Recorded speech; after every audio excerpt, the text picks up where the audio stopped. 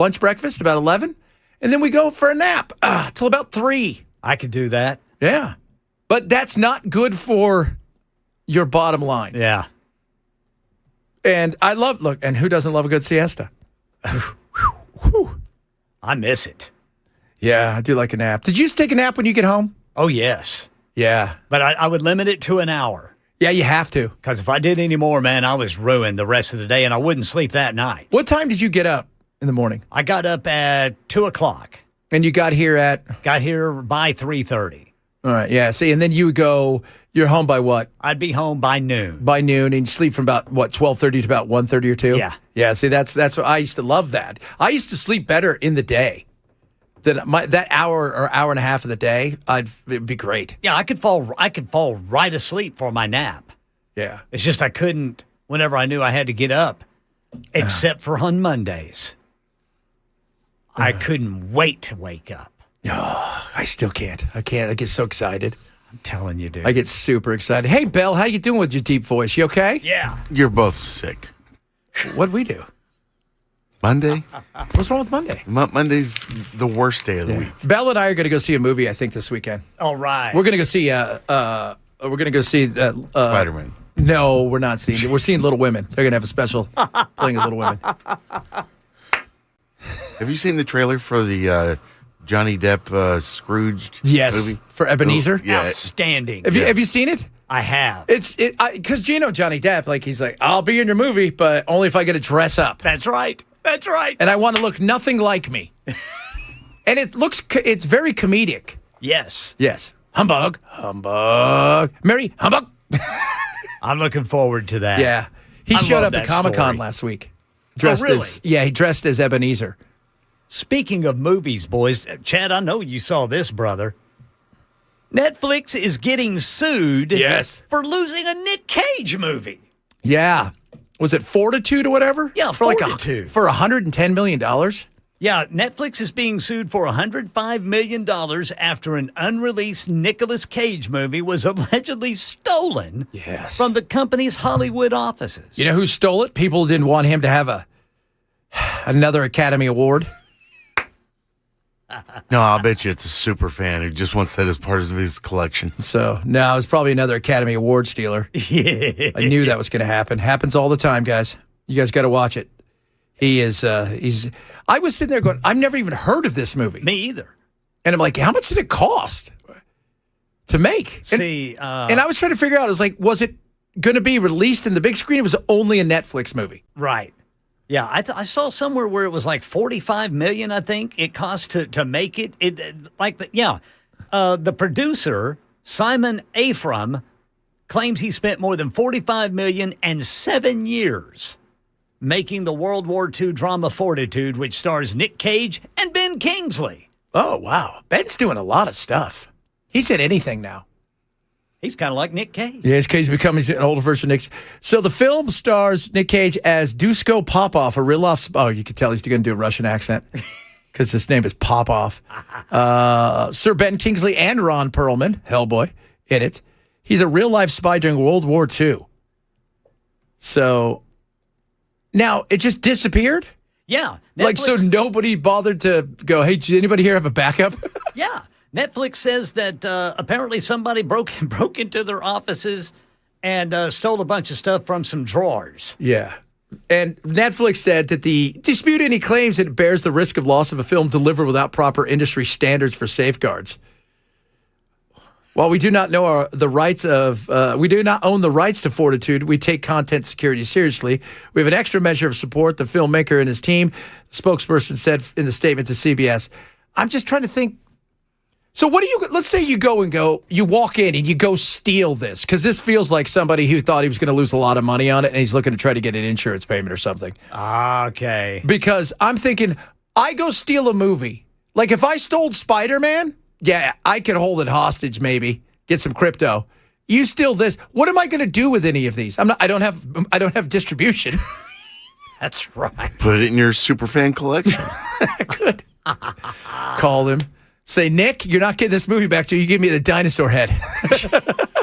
But I'm just trying to think, what would you do? It's like if you stole the Mona Lisa, it has zero value. It has zero value. to It's you. like it's so valuable that there's no way to match it. Nobody is going to buy that from you for any certainty because they can never display it. Right. And what do you? I'm just trying to figure out what's the mastermind here. This feels like a movie we should make about idiots who steal a movie that they think is going to do something, and then they realize they have no way to actually show the movie or get it to anybody or sell it to anybody. Oh Lord, $45 million. That's a real movie for Nick. Normally, Nick's movies are $3 million at the most. I guarantee you that Butcher's Crossing cost about $300,000. Yeah, and $250,000 was him. Yeah, $40,000 was the catering, and the other $10,000 was anybody who wanted to be in the movie. So It was for cutlery. I love this. 1570 says probably that guy that keeps trying to steal the Constitution. Oh, $45 million. That's a decent budget for again, if you guys know anything about Nick Cage movies, his last 10 movies weren't $45 million together. No. Because he does straight, I mean, he is literally straight to video, even though there is no video anymore. I mean, it's incredible how many movies he does. Well, you actually make movies for streaming that are now. being bought by these fraudsters. Yeah. I'm just trying to think, what would you do with the movie? Yeah, exactly. What would you do with it? Where would you even take it? First of all, you don't even have the means to probably play it. Right. Let alone. The best you could do is take it overseas and use it as a pirate copy. No, but what are you going to But get? who's gonna buy that? Who's going to buy a movie that nobody's ever seen or even knew about until today? And you're going to get nabbed immediately. Yeah, it's not like I don't know if you get nabbed immediately, but if you start building copies and putting them on the web, you're not going to make any money that way. That's though. it. You're not going to make any money. It's not like you're going to get 500 million people who are going to go the first night to watch your movie of Nick Cage that you stole. I'll tell you what, though, this would be a great way, too, to build folklore around it. Oh, yes. And then magically find it in 6 months. Yeah. Let's go with that one. That one's better. Where would they find it? It's either that or it's a super fan. Who's the super fan? Nick Cage has super fans. Somebody out there wants an original copy of one of his movies, the original print, quote unquote print, and now it's in his collection next to all of his autographed Nicolas Cage merchandise. I wonder if it's even, was it on a thumb drive? Yeah, it was like on the thumb drive. No, it's a hard drive. Yeah, it's a hard drive. It's probably about that big. Probably about the size of it. First of all, how would you even know what you took? That's true. Maybe you robbed the place and just took a whole bunch of stuff, and there. It very easily was probably in a box with a label on it. It said Nick Cage's crappy movie Fortitude. Yeah. Yeah, Netflix later informed the filmmakers via email that multiple hard drives had been stolen from office desks. So that means there might have been more than one movie stolen. Exactly. Yeah. What else are we going to miss out on? I don't know. How many movies do you guys make with Nick Cage? That's so awesome. There's no such thing as too many Nick Cage movies. No. Oh, sell it to North Korea. Sally, I like that. They already pay you big bucks. That's actually, they probably could do that. They probably could do that because North Korea, that's the kind of thing that he would do. Kim Jong-un is the kind of person that would say Nick Cage is his favorite actor, and in a weird, bizarre twist, Nick Cage would go spend time over there with him. With they would Dennis become buddies. Rodman. That's how it would get held hostage. Yeah. You'd be like, "Hey, I got this movie of yours. If you want it, I'll give it to you if you come get it." Do you remember that movie with James Franco and Yes. Seth Rogen where they went to North Korea? What was that called? I forgot. The Plan or whatever. It was something like Something that. like that. Yeah, that was funny. Coming up And North Korea actually did a cyber attack on Sony because of it. because that's what you do, right? But Iran did not attack Minnesota because Minnesota's got stupid people in there. And if Mike Lindell was the governor, that wouldn't have happened because he'd have put pillows around everything.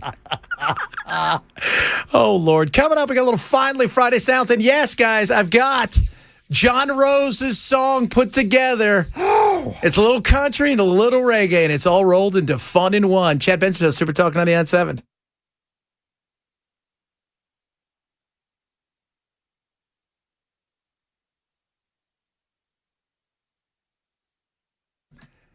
Incogni, Incogni.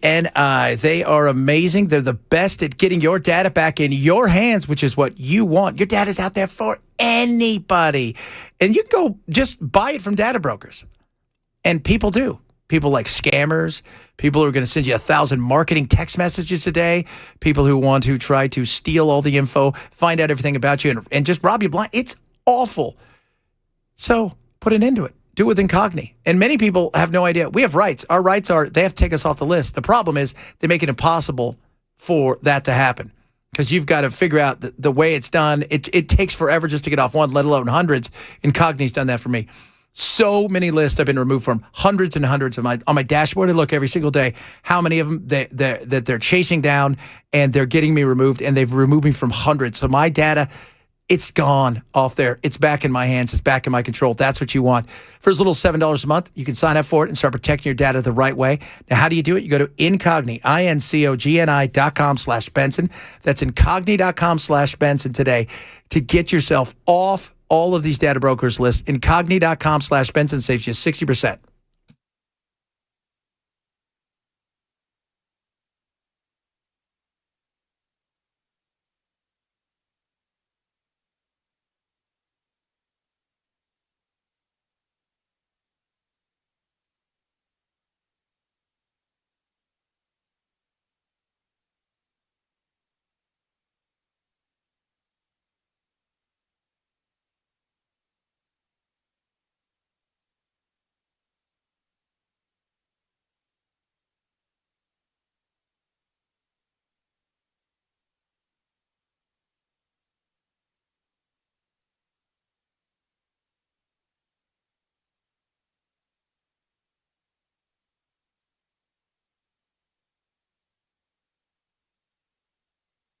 Times are tough. Absolutely, I agree. Now, if you need a new truck or a minivan, maybe an SUV, Mid-10 Ford, they can help you out with great selection, terrific pricing as well. Mid-10 Ford, they've been around for 56 years, since 1969, helping people get the vehicle that is right for them. They can help you save $1,000 or more on select Ford trucks. They also offer special financing as well if you need it.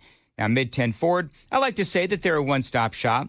You can buy your vehicle there at Mid-10 Ford. You can get it serviced. They have a body shop as well. So you want a brand new or a pre-owned vehicle, you can check out all of the great deals at their website, mid10fordtrucks.com. That's mid10fordtrucks.com. They offer low-pressure sales, maximum customer service if you show up at their business, 1319 Foster Avenue. This is a family-owned business going back 4 generations. So, yeah, they do know how to treat customers. So let them help you get into your next vehicle. Again, low-pressure sales, maximum customer service. Find them online, mid10fordtrucks.com. That's mid10fordtrucks.com. Let their family take care of your family.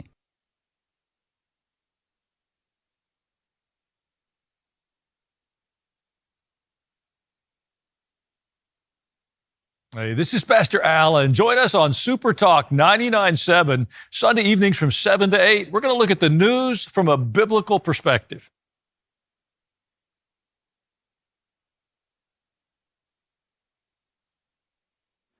A cybersecurity threat targeting America's water systems and the FBI issuing a nationwide warning, plus a recall impacting Publix shoppers across the South. These stories and more coming up at 12:30 on Super Talk 99.7 WTN. Oh, kids and kids, it's Friday. Let's take a deep breath and a listen back to the chaos, the craziness, the drinking from a fire hose that was this week.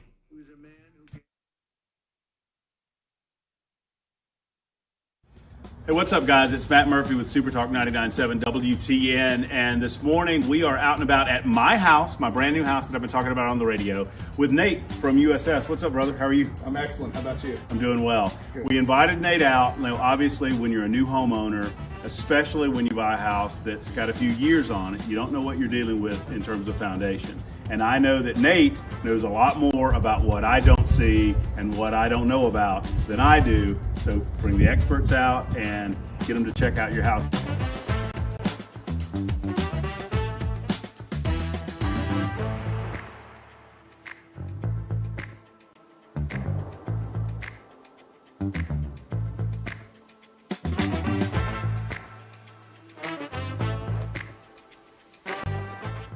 Hey guys, Matt Murphy again with Nate with USS, and Nate has just wrapped up kind of a look at the house. And Nate, what'd you find? Well, your house is in pretty good shape for the age of it. I had to look pretty hard to find. Okay. Your house being on a slope like it is here, I think we could do a lot of good by trying to terminate your downspouts a little Okay. further from the house there. Okay. Roof water is the killer of foundations, and so if we can just get it to a positive grade to drain away from your house, I think that's real cheap insurance. You want to kind of get it out and downhill. That's right. Yeah. That's So the idea. make sure that it doesn't come right back down towards the foundation walls and causing issues, settlement or leakage. Now, if folks are watching this video and they are like, we need to get Nate out to the house to do a look. I mean, it took, I watched you do it. It's, what, 30, 45 minutes, something like that. Yeah. To do a comprehensive kind of an examination around the house. And they just give you a call and schedule? Yeah, absolutely. You can call our main phone number, or you can call or reach USSTN.com and schedule right through the website there. Our girls in the call center will get back to you just about immediately, as long as it's during business hours. So this just makes a lot of sense, folks, for you guys to do an examination of your house like we've done, to check it out. I'm going to get those gutters done with Nate and his team at USS, and then we'll do a video and let you know how those look at the end of all of this. So thank you, guys. hey, that'd be great. We appreciate you, brother. Matt, All we right. appreciate you.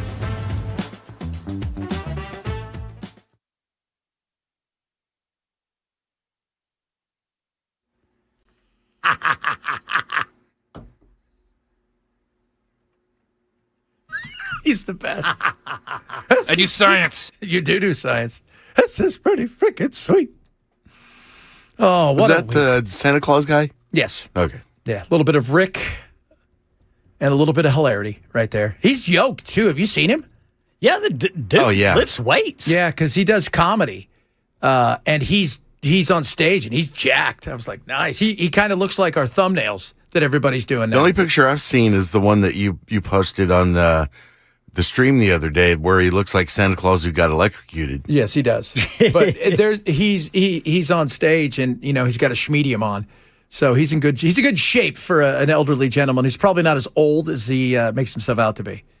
He's probably our age. Probably. He looks like he's mid-60s. Yeah, maybe. I don't know. Again, it's hard to tell. So, but we're in our 30s. Huh? We're in our 30s. Yeah, we're in our 30s. Stop dude. lying. You're 44 and everybody knows it. Oh, yeah, we are still. So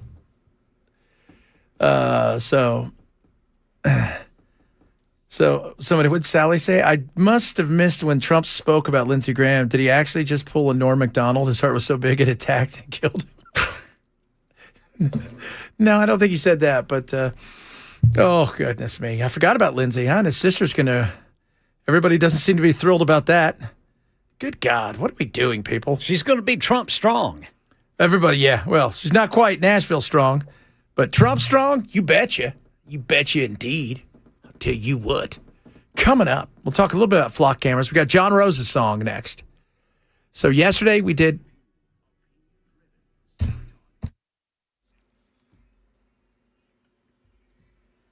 I'm Ken Weaver with your top stories. Drivers, we've got an injury crash in Donaldson getting in the way. Lebanon Pike and McGavick Pike. We got a chance for rain today and then a chance for severe weather tomorrow. Full forecast in 5 minutes. And the FBI is warning water utilities nationwide after cyber attacks hit municipal water systems in 7 states. Authorities say hackers gained access to some control systems that affected utility operations. The alert comes days after more than 30 Minnesota water facilities were targeted in a separate breach. Investigators examining whether that attack may have ties to Iranian-linked cyber actors. Here's Matt Gutman. What authorities are saying is that they have not definitively identified who the actor is behind these attacks. We know that roughly 36 water systems across the state of Minnesota were targeted, targeting automated systems there. We're told that the quality of drinking water in the state of Minnesota was not affected, but it is a major concern that we know that the FBI is saying that these are probably Iranian-linked actors who have gone after these water treatment systems. Here in Middle Tennessee, some frozen berry products sold at Publix are being pulled from shelves over possible E. coli contamination. The recall affects Greenwise organic blueberries and mixed berries sold in Tennessee and 6 other states, including Kentucky. Publix says the products have been unavailable since an internal stop sale was issued in June. Consumers can receive a full refund by returning the recalled items to any public location. And more than 100 women's college basketball players have joined a unionization effort through the United College Athletes Association. The group says it wants athletes to have a stronger voice in decisions affecting compensation, safety, and academic protections. Organizers eventually hope to expand representation across all women's sports. The effort faces legal challenges, including questions about whether college athletes can be classified as employees. That's the latest news. Weather's next. I'm Ken Weaver, WTN News.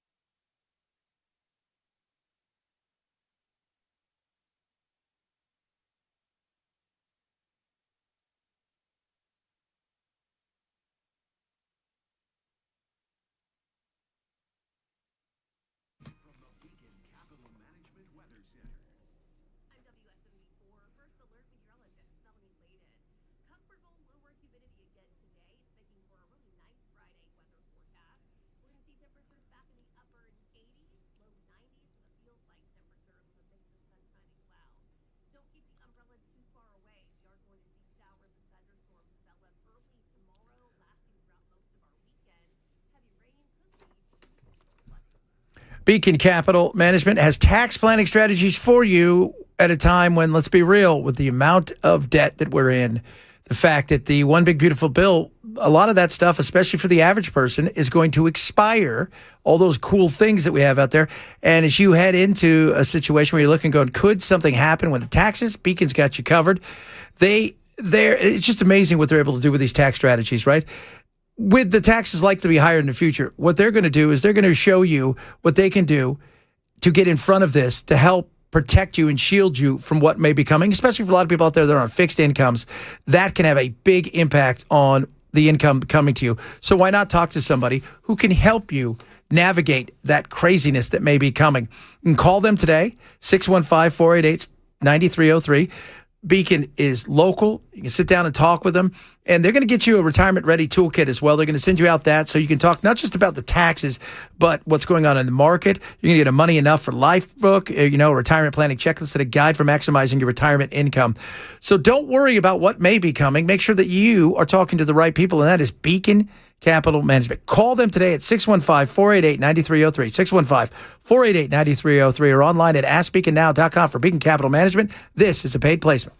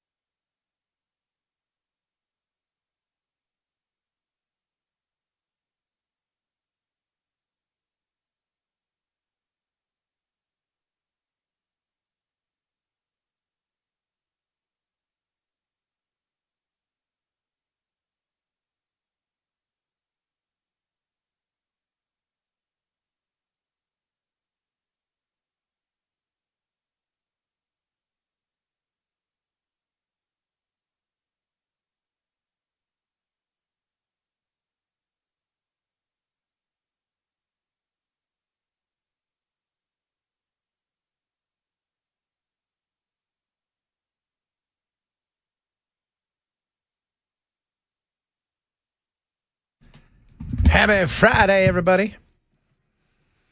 What's the weather like this weekend? Is it rain? We're going to get a lot of rain. Well, let's see here, boys.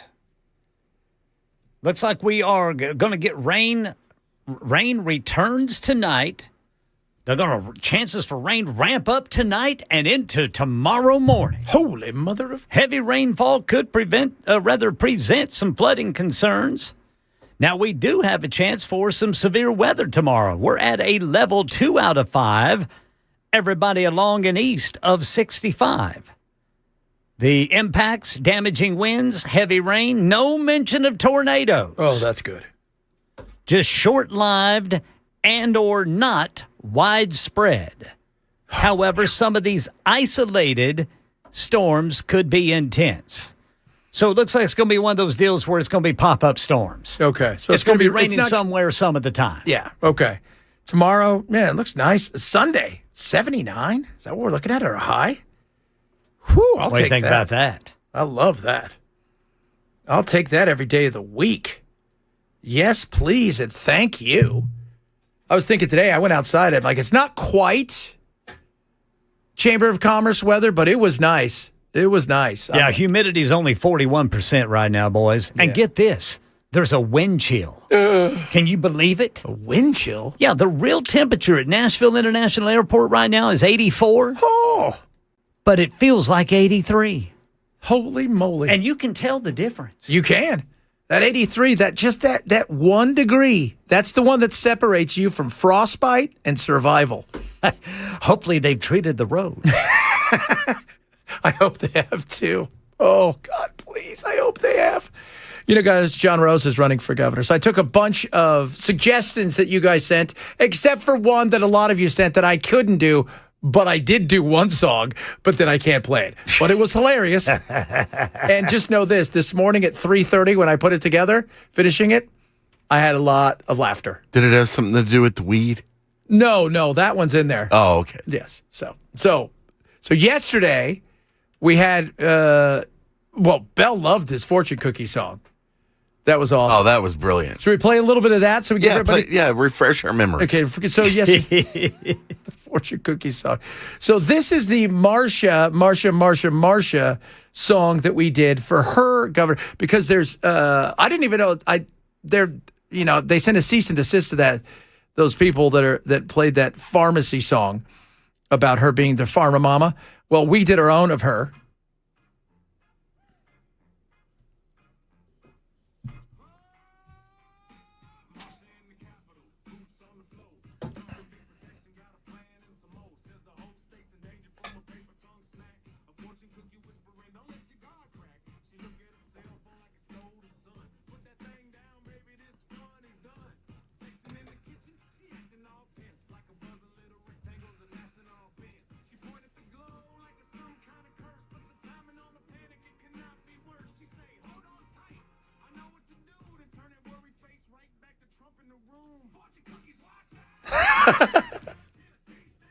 I love it.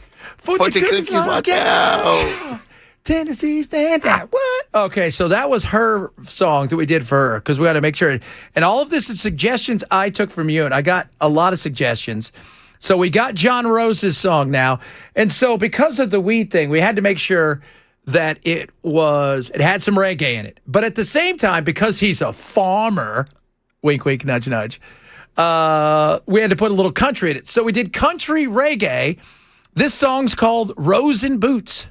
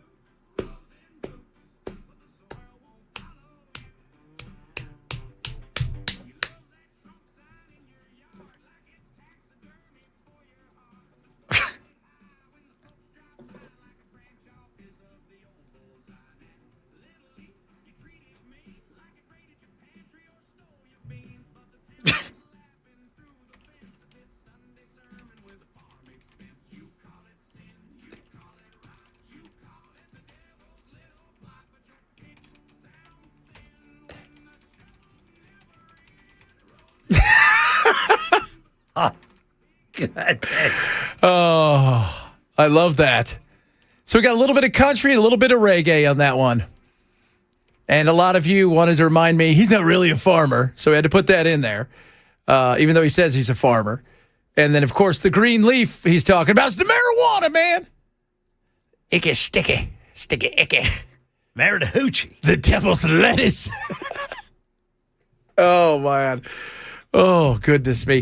Speaking of the devil's sticky icky, today in Texas, how excited is Ken Paxton and Dan Patrick that all the THC ban has gotten now officially goes into effect today?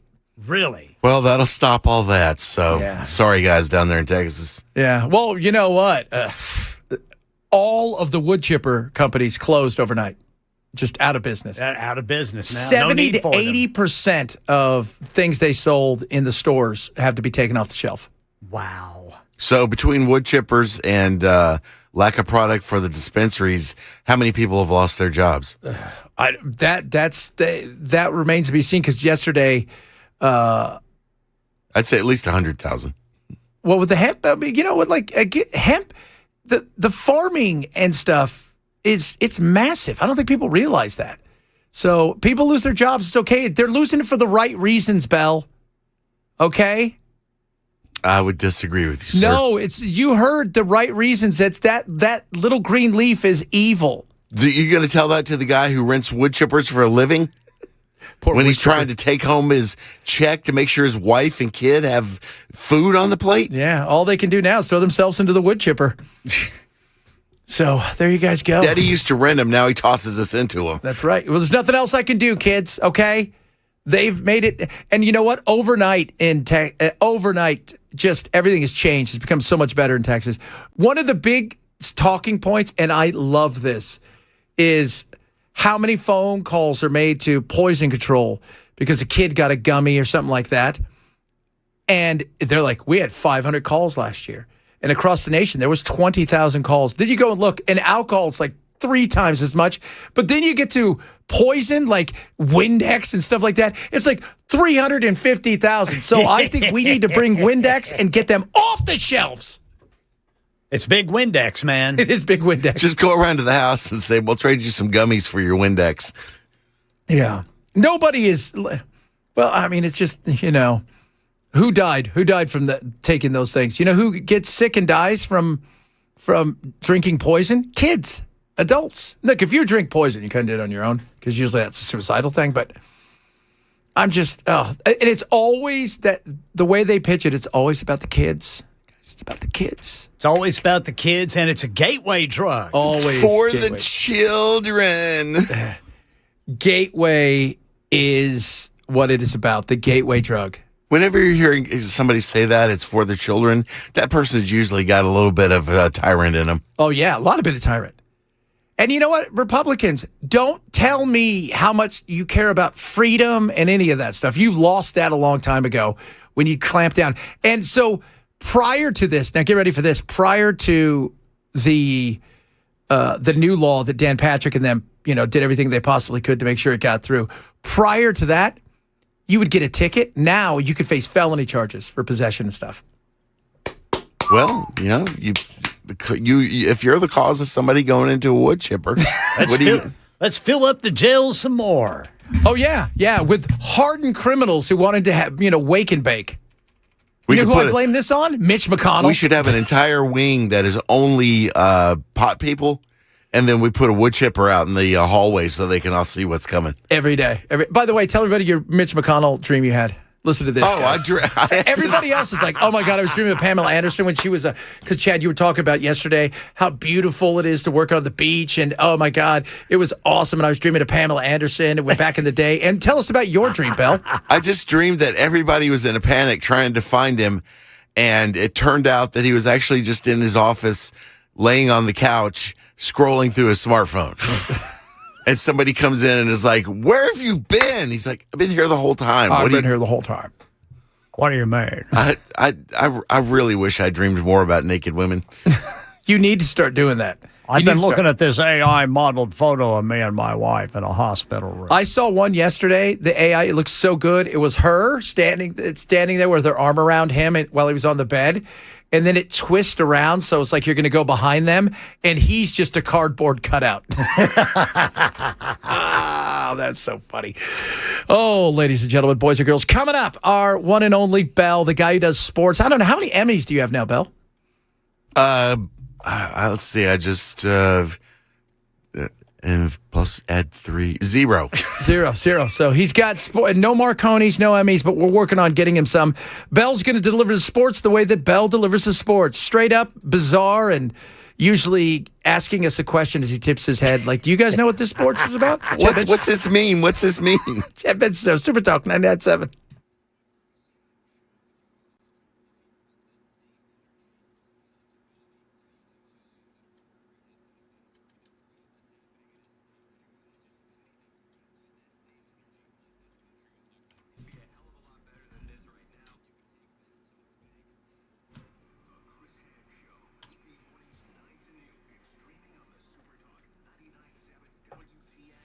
Relief Factor, it wants to give you relief when it comes to inflammation in your body. Over 1 million people have used Relief Factor and continue to do so because it works. It works from the inside out.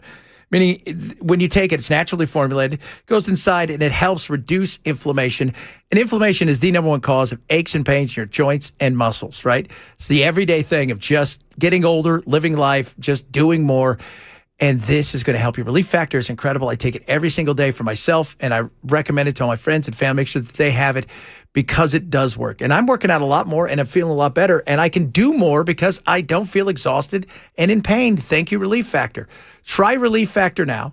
$17.76. You're going to get a 3-week quick start. Just $17.76. You can get yours by going to relieffactor.com, relieffactor.com. Or call 800-4RELIEF, 800, the number 4RELIEF for Relief Factor.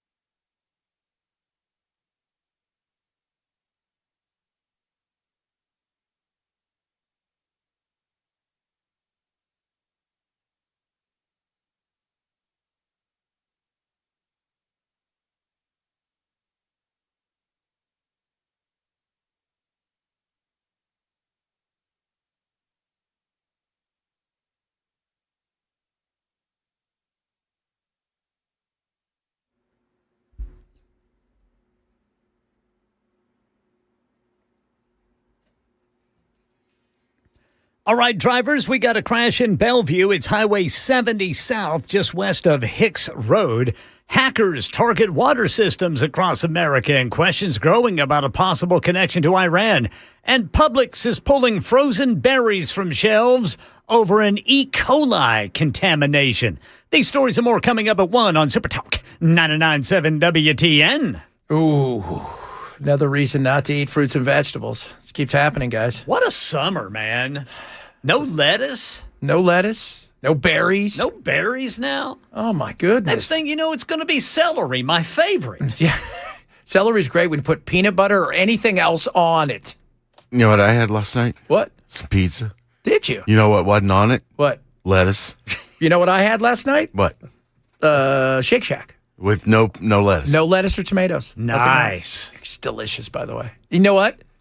I'd have it that way even without it because I like shredded lettuce on burgers. You don't need to give me chop in half, some lettuce and then stick it on there. It's ridiculous. Let's do better, okay? Speaking of doing better. For sports with Ben, when you need to know sports information, you turn to the guy who calls basketball shooty hoops. Let's talk some sports with Ben. Yeah. I'm actually going to take a moment here and talk about something serious. Okay. Tony Roma, you are an idiot. Yeah. How dare you get behind the wheel after drinking? You could have killed somebody else. You deserve zero respect. Yeah. Drinking and driving is one of the most heinous acts you can do because you're putting other people in danger. You should know better. Tony Roma will probably get off with a light sentence because he's Tony Roma. He deserves to be in jail for a year. Well, he won't go to jail, but CBS just suspended him. Yeah. Well, are they going to fire him? Probably not. But yeah, I didn't think so. I wouldn't think so. From what I understand, was he at like a fundraiser or barbecue or something? And what are you doing? First of all, stars, what are you doing that you're going anywhere where you might have a few pops? You have the money to have somebody drive you. You have the money to have a limo wait on you. But if you don't want to do that, get an Uber, you dumbass. Yeah, yeah. And by the way, if to have a limo, you'd have to have a time machine because nobody has a limo anymore. When's the last time you saw a limousine? Actually, I see them around town all the time. Really? Yeah. Is it a time machine? No, it's just, an actual limo. There's like stars. Old school. Stars still want their limos. I thought everybody just comes in SUVs now. I haven't seen a limo one time since I was here, except for one old school one. Do you remember it had the fin on the back? Like the fin? back, like the fin. So because it had satellite TV. Yeah. That's it. So sorry, that's my rant on Tony Romo. So it's Tony Romo. He's like, it's not Roma, it's Romo. He knows. So he refused. I guess he refused to do a breathalyzer. Yeah. So they had to do a blood draw, and he was over the limit. You could tell. And just don't put other people in danger. Yeah, and he made a mockery of the whole thing too, which was also bad idea. And like you said, don't put people in danger. But that's what happens when you smoke. Oh wait, he didn't do that. That was drinking. My bad. Exactly. My bad. Just saying. Coming up, hour number 2 of the program. Talk a bit about the flock cameras. It's one of my favorite times of years, boys. Because along with football season, something else is going on. Football. Talk a bit about that as well. Some Shark Week updates. And, of course, we'll have our inspirational quote of the day. Chad Benson Show, Super Talk 99.7.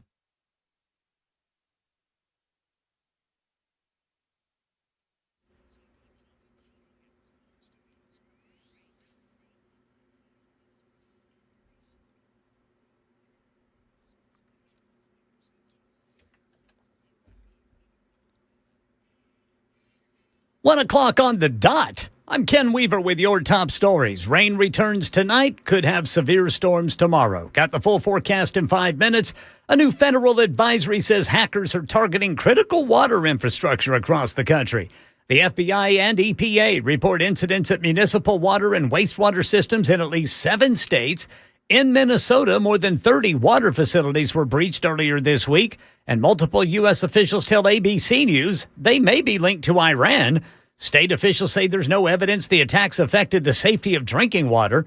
Meanwhile, President Trump, during a cabinet meeting at Camp David today, saying he is losing faith with Iran's negotiating team, though he did not completely rule out the possibility of a deal that could end the war with Iran. I'm losing faith in them because they do lie and they do misrepresent. Well, the other day, the 5 missiles were shot. We knocked them down, but we were in the midst of a negotiation. I mean, I'm waiting for Steve to call me. How's the negotiation going? And instead, I got a call from Pete that they just shot 5 missiles at one of our bases in Jordan. Publix is recalling certain Green-Wise organic frozen blueberries and mixed berries sold in Tennessee and 7 other states, including Kentucky. The products may be contaminated with E. coli, which can cause serious illness. Publix says customers should not eat the berries, should throw them away or return them for a full refund. The recall follows reports of 12 illnesses linked to the contamination. And a debate over privacy and policing is growing after Tennessee Congressman Tim Burchett introduced the Protection Against Mass Surveillance Act. The Tennessee Republican wants to limit federal support for certain surveillance technologies, including license plate reader cameras. Flock Safety says it agrees there should be clear legal safeguards governing their use. However, the company argues lawmakers can protect privacy rights while still allowing police access to technology designed to improve public safety.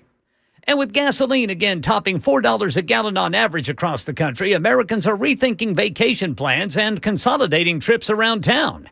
ABC's Jim Ryan says the nation's ongoing war with Iran gets the blame for the latest rise in gas prices. As consumers face the pain at the pump, the nation's major oil and gas companies are celebrating massive profits, also a byproduct of the U.S.-Iran conflict. ExxonMobil reported second quarter profits of $14.5 billion, up 105% from the same period a year ago. Chevron's profit from April to June was nearly quadruple the second quarter of 2025. Here in Middle Tennessee, Gas Buddy putting the average price per gallon at $3.71.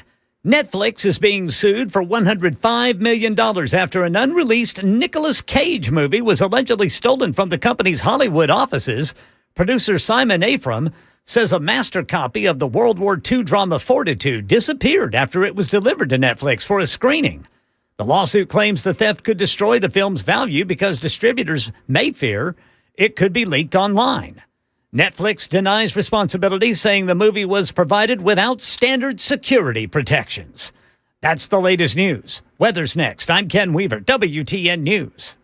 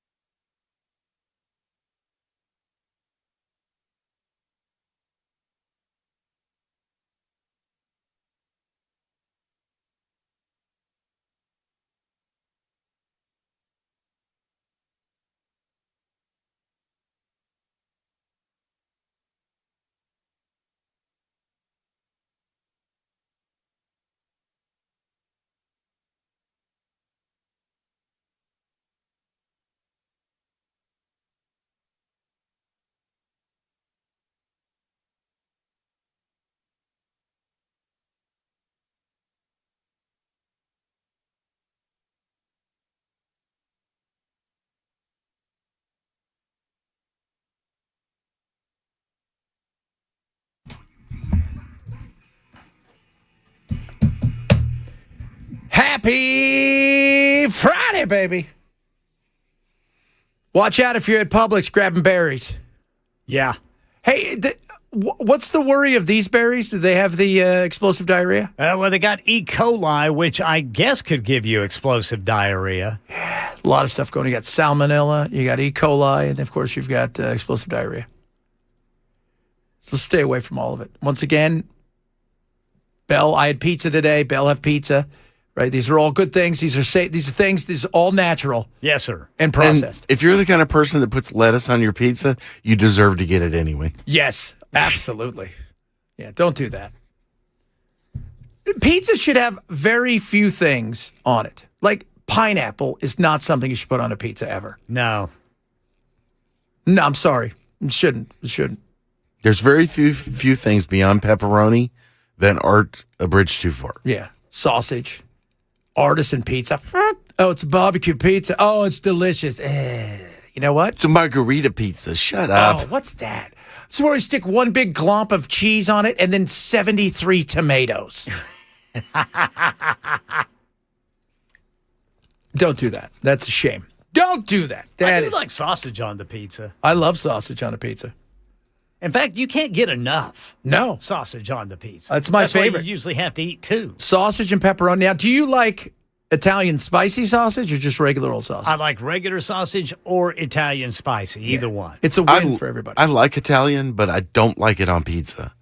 It's too spicy and it covers up all the other flavors. Yeah, you don't want it. Yeah, because you want to be able to taste everything. Right. Right. You know, you want that. I can boom. see that. Yeah. But see, I like Italian sausage, but when they cut them up and you have a few. You have more pepperoni, but you have a few of that. That being said, if you put, the pepperoni, that's right, cheese, that's right. Pineapple is not something that should go anywhere but in the trash. That's actually the original Hawaiian word for pineapple was trash. Gross, trash throwing, nasty, stupid thing that wanted to be a coconut. Either that, or if you're a swinger, it can be on your front porch. It can't be on your front porch. What do you think we are? Swingers? Oh, taco pizza, cheeseburger pizza? Yeah. But when you have a taco pizza or cheese, I don't think of it as pizza because you're having something it's just a different version of taco. What's the thing we saw the other day? We saw a burger pizza. Oh, yeah, yeah. Belle and I saw this thing.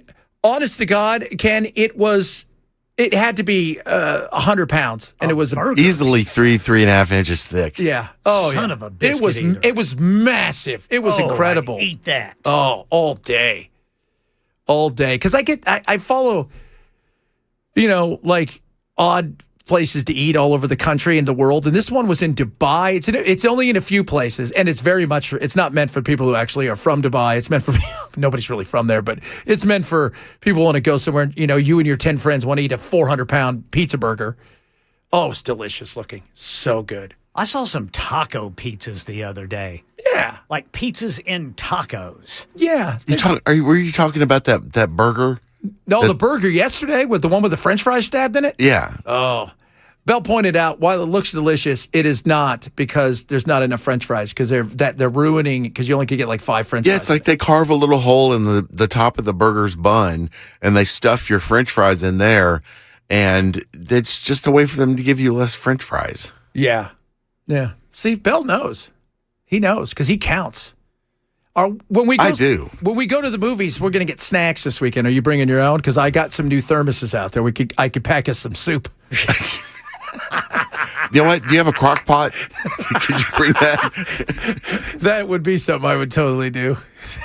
You guys want some chili on that? Where'd you get chili? I brought a crock pot. You guys are crushing up crackers in your chili.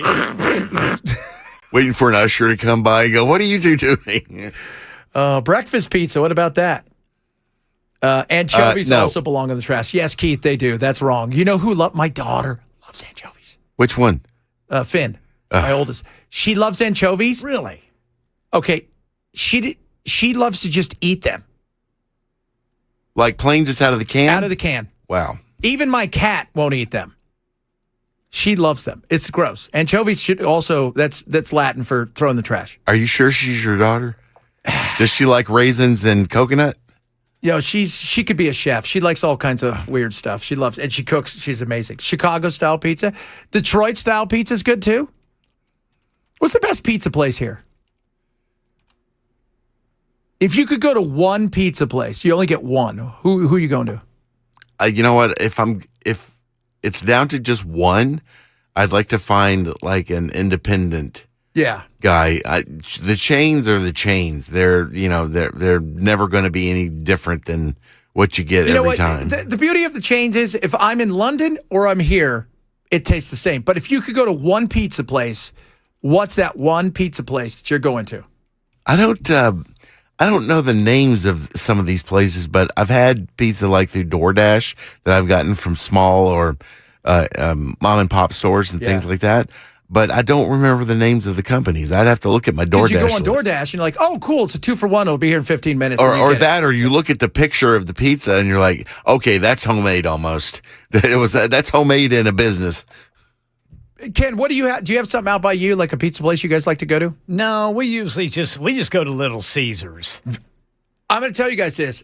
If you put Domino's, pizza, Little Caesars in front of me, Little Caesars is as good as any of them. And for the price, it's better. And when you get the deep dish Little Caesars, you can get those like lunchbox things. Delicious. If you walk into Little Caesars and just say, hey, I want a pepperoni and cheese, it's like less than $7.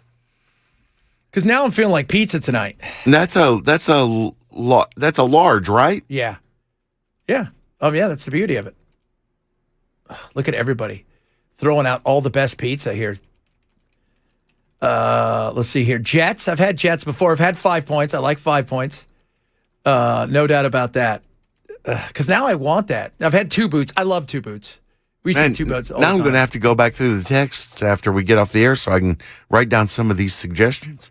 You know what I've never had? It's who are the ones that are in the convenience stores?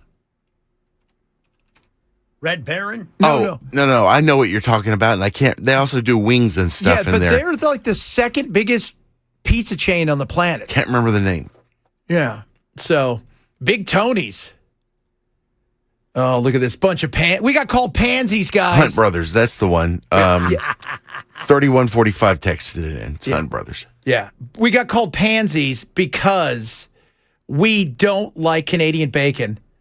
And Canadian bacon is not bacon. It is ham. Yeah. And it should not be called bacon. And that's another reason to find that the Canadians are just sort of not worth dealing with. Look at you, man. Bell's full of piss and vinegar today. I am. I'm having a bad day, and everybody's going to know it. I'd rather just have regular bacon on the pizza. I don't think I've ever done that. I know I have. It's pretty good. I like meat lovers. Yeah. Today I had one of those little Red Barons that you can microwave. By the way, delicious. When we were a kid, you want to know how poor we were when I was a kid? How poor were you? My dad used to take ketchup, put like cheese on top of it, on top of the bread, and he'd pretended it was pizza. That's how poor we were. Ghetto pizza. But when you're little, you don't know. Real men know it's ham. That's right. It is Godfathers. I've had Godfathers. Man, now I got to go have pizza. Taste of New York I've had. That's good. There's some good pizzas out there, I'll tell you what. So 5 points is good. I'm going to tell my wife she's got to order us pizza for tonight. By us, I mean me and my cat. We're getting a whole lot of like independent mom and stuff. That's what I like. Mom and pop store suggestions. So I'm going to have to write some of these down. But you know what, Ken? A lot of people said the same thing, man. Tell me where you're going to get Little Caesars. You're going to get a value like that. Yeah. And you know, look, on a scale, if you're going to go to some of these mom and pops, this is all they do. They're not doing it in mass. It's one shop. Yeah. Are they going to have pizza that's amazing? In a lot of places they are. But when it comes to the chains, nobody, to me, is as good as Little Caesars for the value for the money. That's right, dude. I mean, you can still get a large pizza and it may just be a pepperoni and a cheese pizza, but it's a large, and you can still get it for $7.50. Yeah. That's so awesome. That is so. Plus, they have that jalapeno cheese dip. Oh, yeah. I freaking love dipping my pizza in that jalapeno cheese dip. Oh, I'll drown it. I'm a ranch guy. A little bit of ranch. I'll do that too. Blue cheese. A little bit of that. Yep.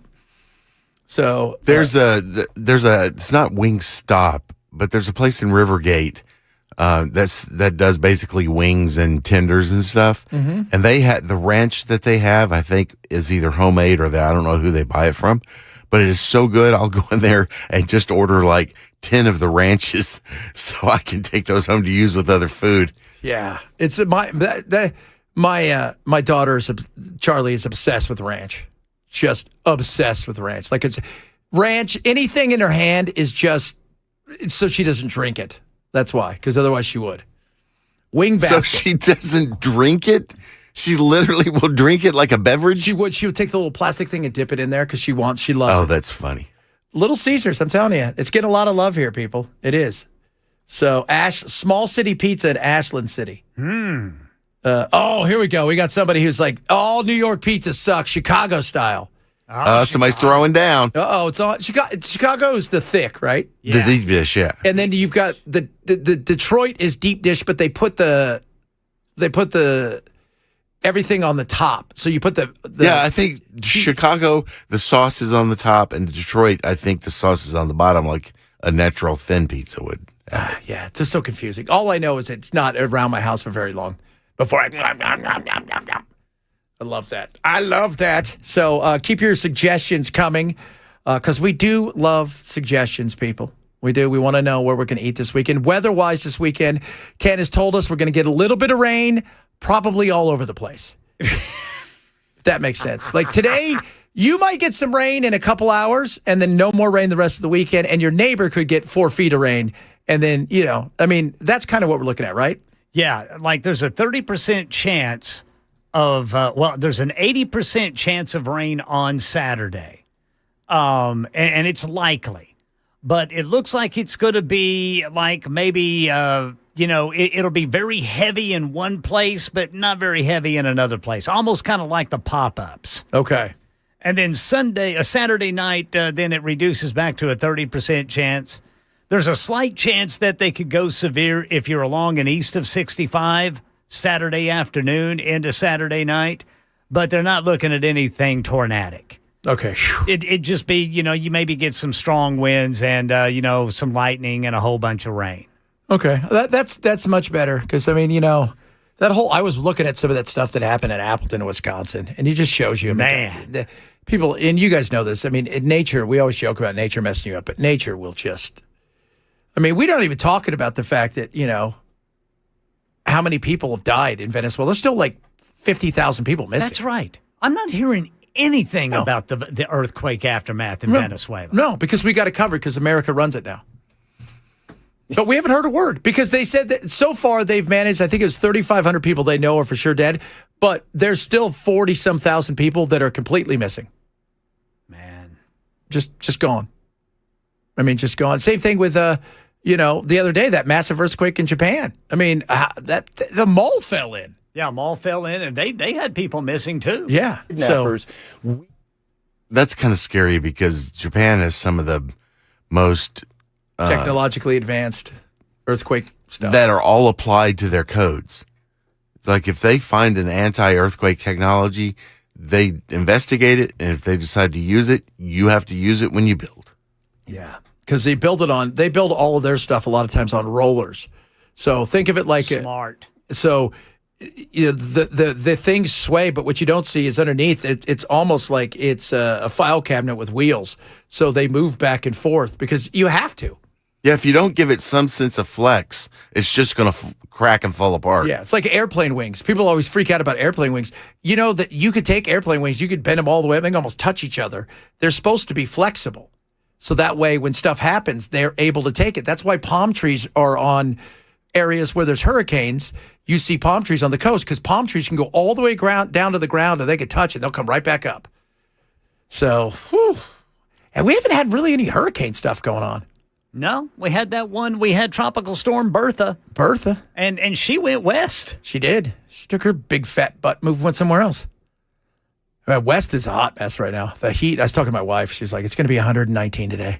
Yeah, my mom and dad, they're right in the middle of it there in Tulsa today. Whew, good Getting God. very hot there. Tulsa, God's country. Yes, sir. So I'll let you guys know that. Don't get caught there after dark. You got to watch? No. I know you don't watch because if you had to watch, you know it's nighttime. Nighttime's no time to be in this neighborhood. Oh, Lordy. Coming up, Shark Week. By the way, speaking of sharks, New York City. What's going on there? Yeah, we'll talk a little bit about that, among other things. Chad Benson, Super Talk 99.7.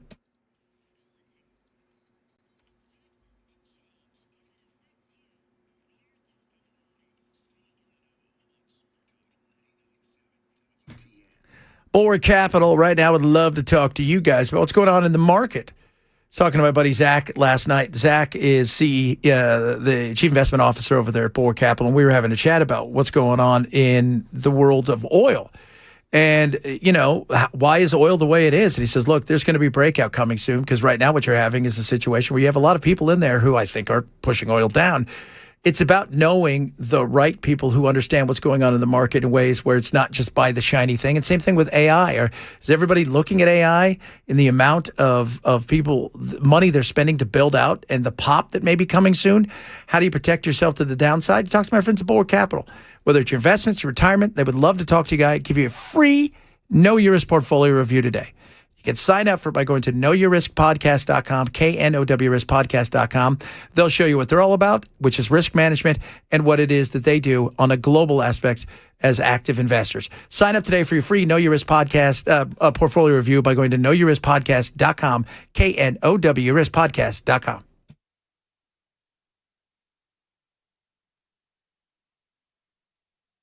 Hey, it's Dan Mandis from Super Talk 99.7 WTN and Nashville's Morning News. I'm here with Chris from USS, United Structural Systems. He's checking out my basement, my foundation, my crawl space to see if there's anything wrong. Fingers crossed.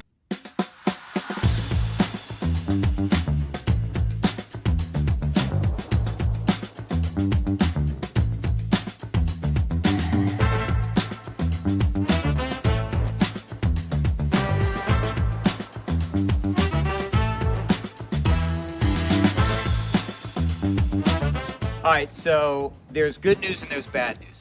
The bad news is we found some cracks in my basement wall. The good news, I've got Chris here who's going to walk me through the next steps.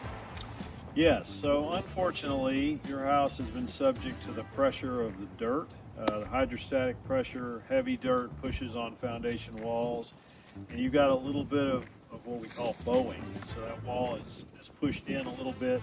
We have a lifetime warranty solution for that. So we install, usually in a day or two, this can be done in most situations. We install carbon fiber straps, which keep the wall from moving inward at any point in the future. It's a lifetime warranty for anybody that ever owns this house. So it's a quick and routine thing that we do, but it yields some long-lasting benefits. It's a great selling point if you want to sell your house. Absolutely. Good thing about our warranties is they're not only transferable, like the contract says, they're automatically transferred when you sell your house. So you don't have to sign any paperwork or even send us an email saying that you sold your house. Warranty would transfer to the next owner.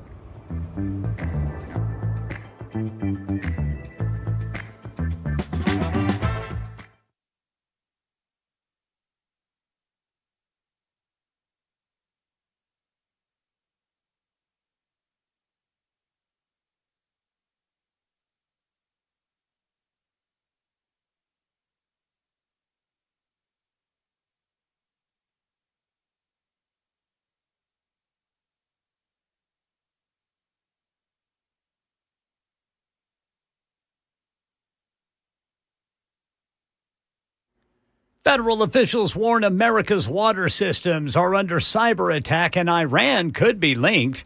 A fallen service member laid to rest in New York, and Publix recalling frozen berries sold across Tennessee, Kentucky, and other states over possible contamination.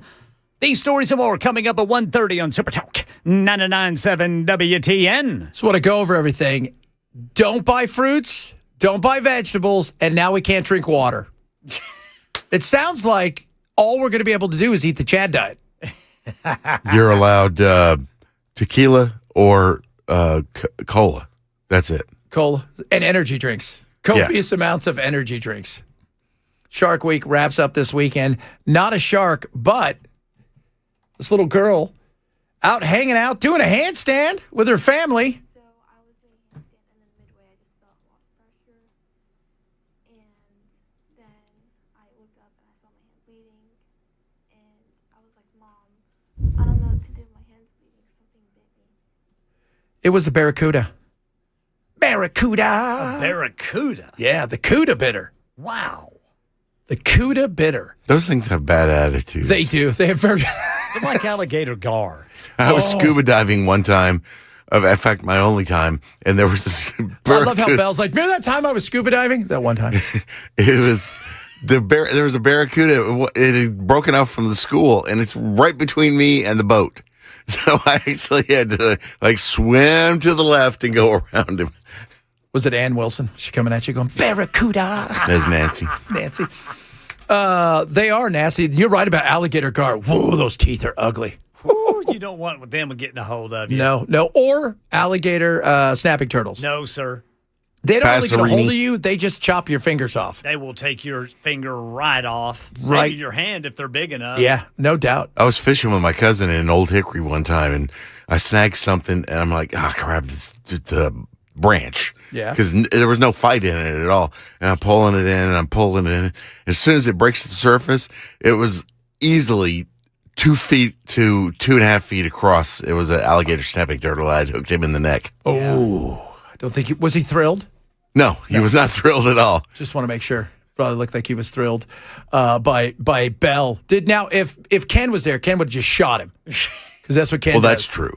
Well, if I was fishing and he was on my line. Yeah.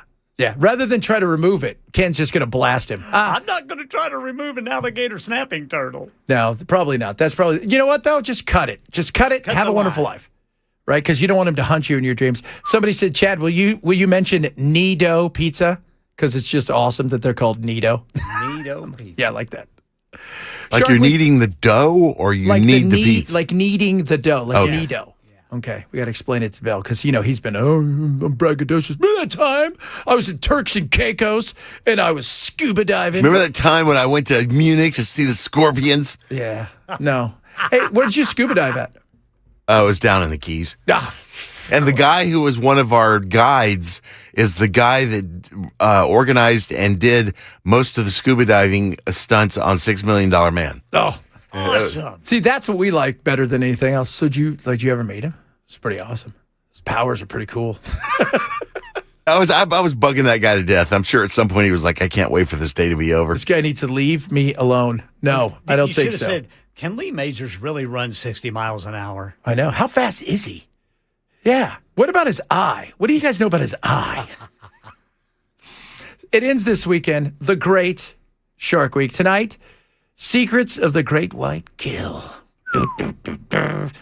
Sharkzilla takes New York. Now, they have found 2 giant great white sharks that they have tagged that are in the New York Harbor swimming around because they also want pizza.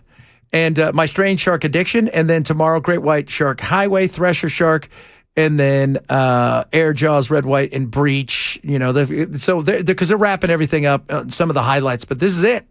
They should have wrapped up Shark Week with another Sharknado movie. Why stop making those? I don't know. We got to figure that out. That's the kind of thing we would do. You know why? Because they're probably trying to get, because Tara Reid, didn't they kill her finally the last time? Because she's a robot, remember? Oh, yeah. This is Sharknado. They can bring her back anytime they need her. Remember when Sharknado is so awesome. Yes. That last one they played in the theater because people were demanding sharks. Way to go, Ian Ziering. Yeah. Way to take something completely ridiculous the first time you heard it, and you're like, okay, I'm going to do this. This is stupid. And then you built a cult following. Yeah. Oh, lordy. Sharknado Origins. I need to watch Cocaine Bear again. Oh, so good. So there's a prequel. So this is going to be the prequel movie of Sharknado that will be coming out maybe later this summer, but and it might even get into theaters. Awesome. So Sharknado Origins. Whew. That's good. What kind of budget you think that thing's got? What could a Sharknado budget actually be? I got to look that up. I mean, what do you think? $2 million? Well, they ain't spending a ton on the CGI. I'll say $2,001. What do you think, Bell? $2,002,000. All right. Sharknado first movie was $2 million. Second was $2 million, but they bumped it to $2.4 million.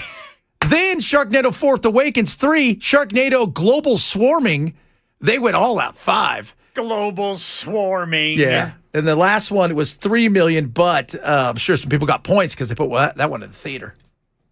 Yeah, that just shows you how easily they make money off those movies, because they would not be pumping out sequels like that if they didn't. God, no. So you $2 million budget. You figure if you're Ear and Zinging, you're getting what? How long's production take? A month? Yeah.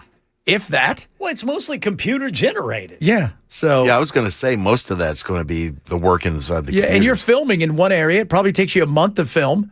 And then you're in a position where you're making, they're probably paying him $150,000 for a month's worth of work. That's good. Awesome. That's good. Good gig. I mean, we know who showed us that. The great Nicolas Cage. I don't know about this, fellas. It looks like sharks are in that nader. Ooh, I love that. I love that, baby. Oh, yeah. Coming up, football season's getting ready to kick off. Football. But there's something else going on, especially here in the Southeast, especially in Bama. We will discuss that among other things. Chad Ben Show, Super Talk 99.7.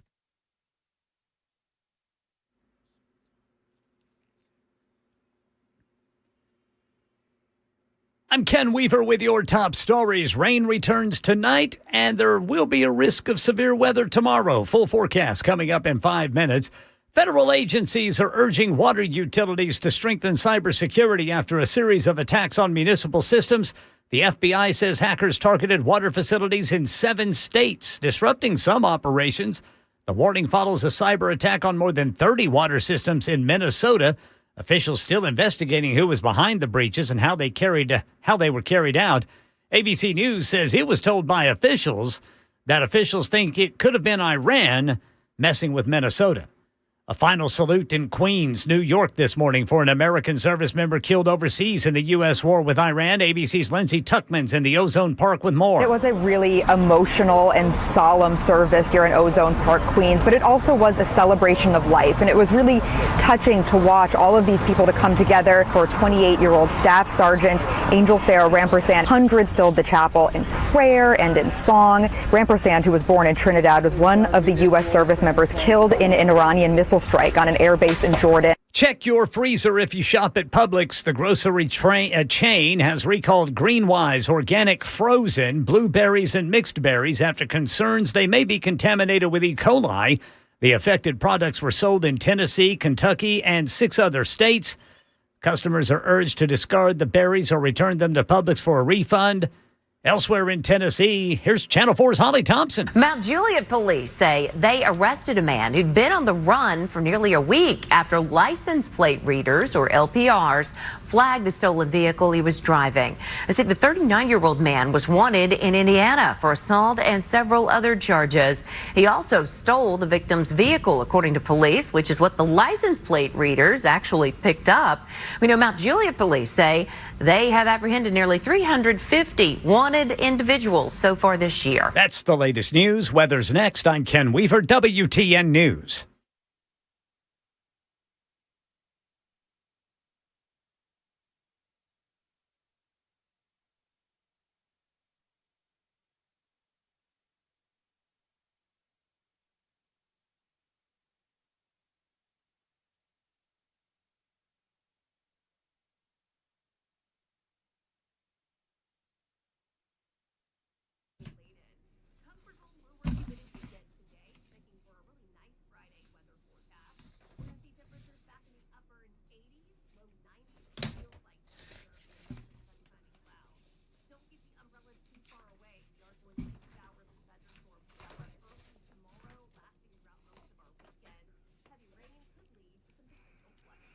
You don't want that, especially in your house. That's why United Structural Systems come out, give you a free inspection, those cracks that tell stories about what may be happening with your foundation.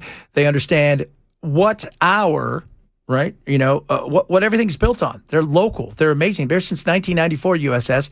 and they understand the weather. They understand what the weather and the rain can do to your foundation, to your home. And sometimes it's not even, you think your foundation's fine, but there is stuff that has been leaking and you can't see it.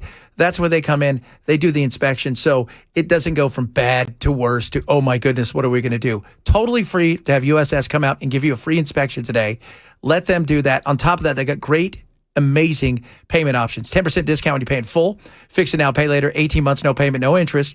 Or 36 months, no interest, low payment options for qualified homeowners. So why not call them today? Absolutely free to have them come out and give you a free inspection from USS. 615-488-7855. 615-488-7855. Or online at USSTN.com.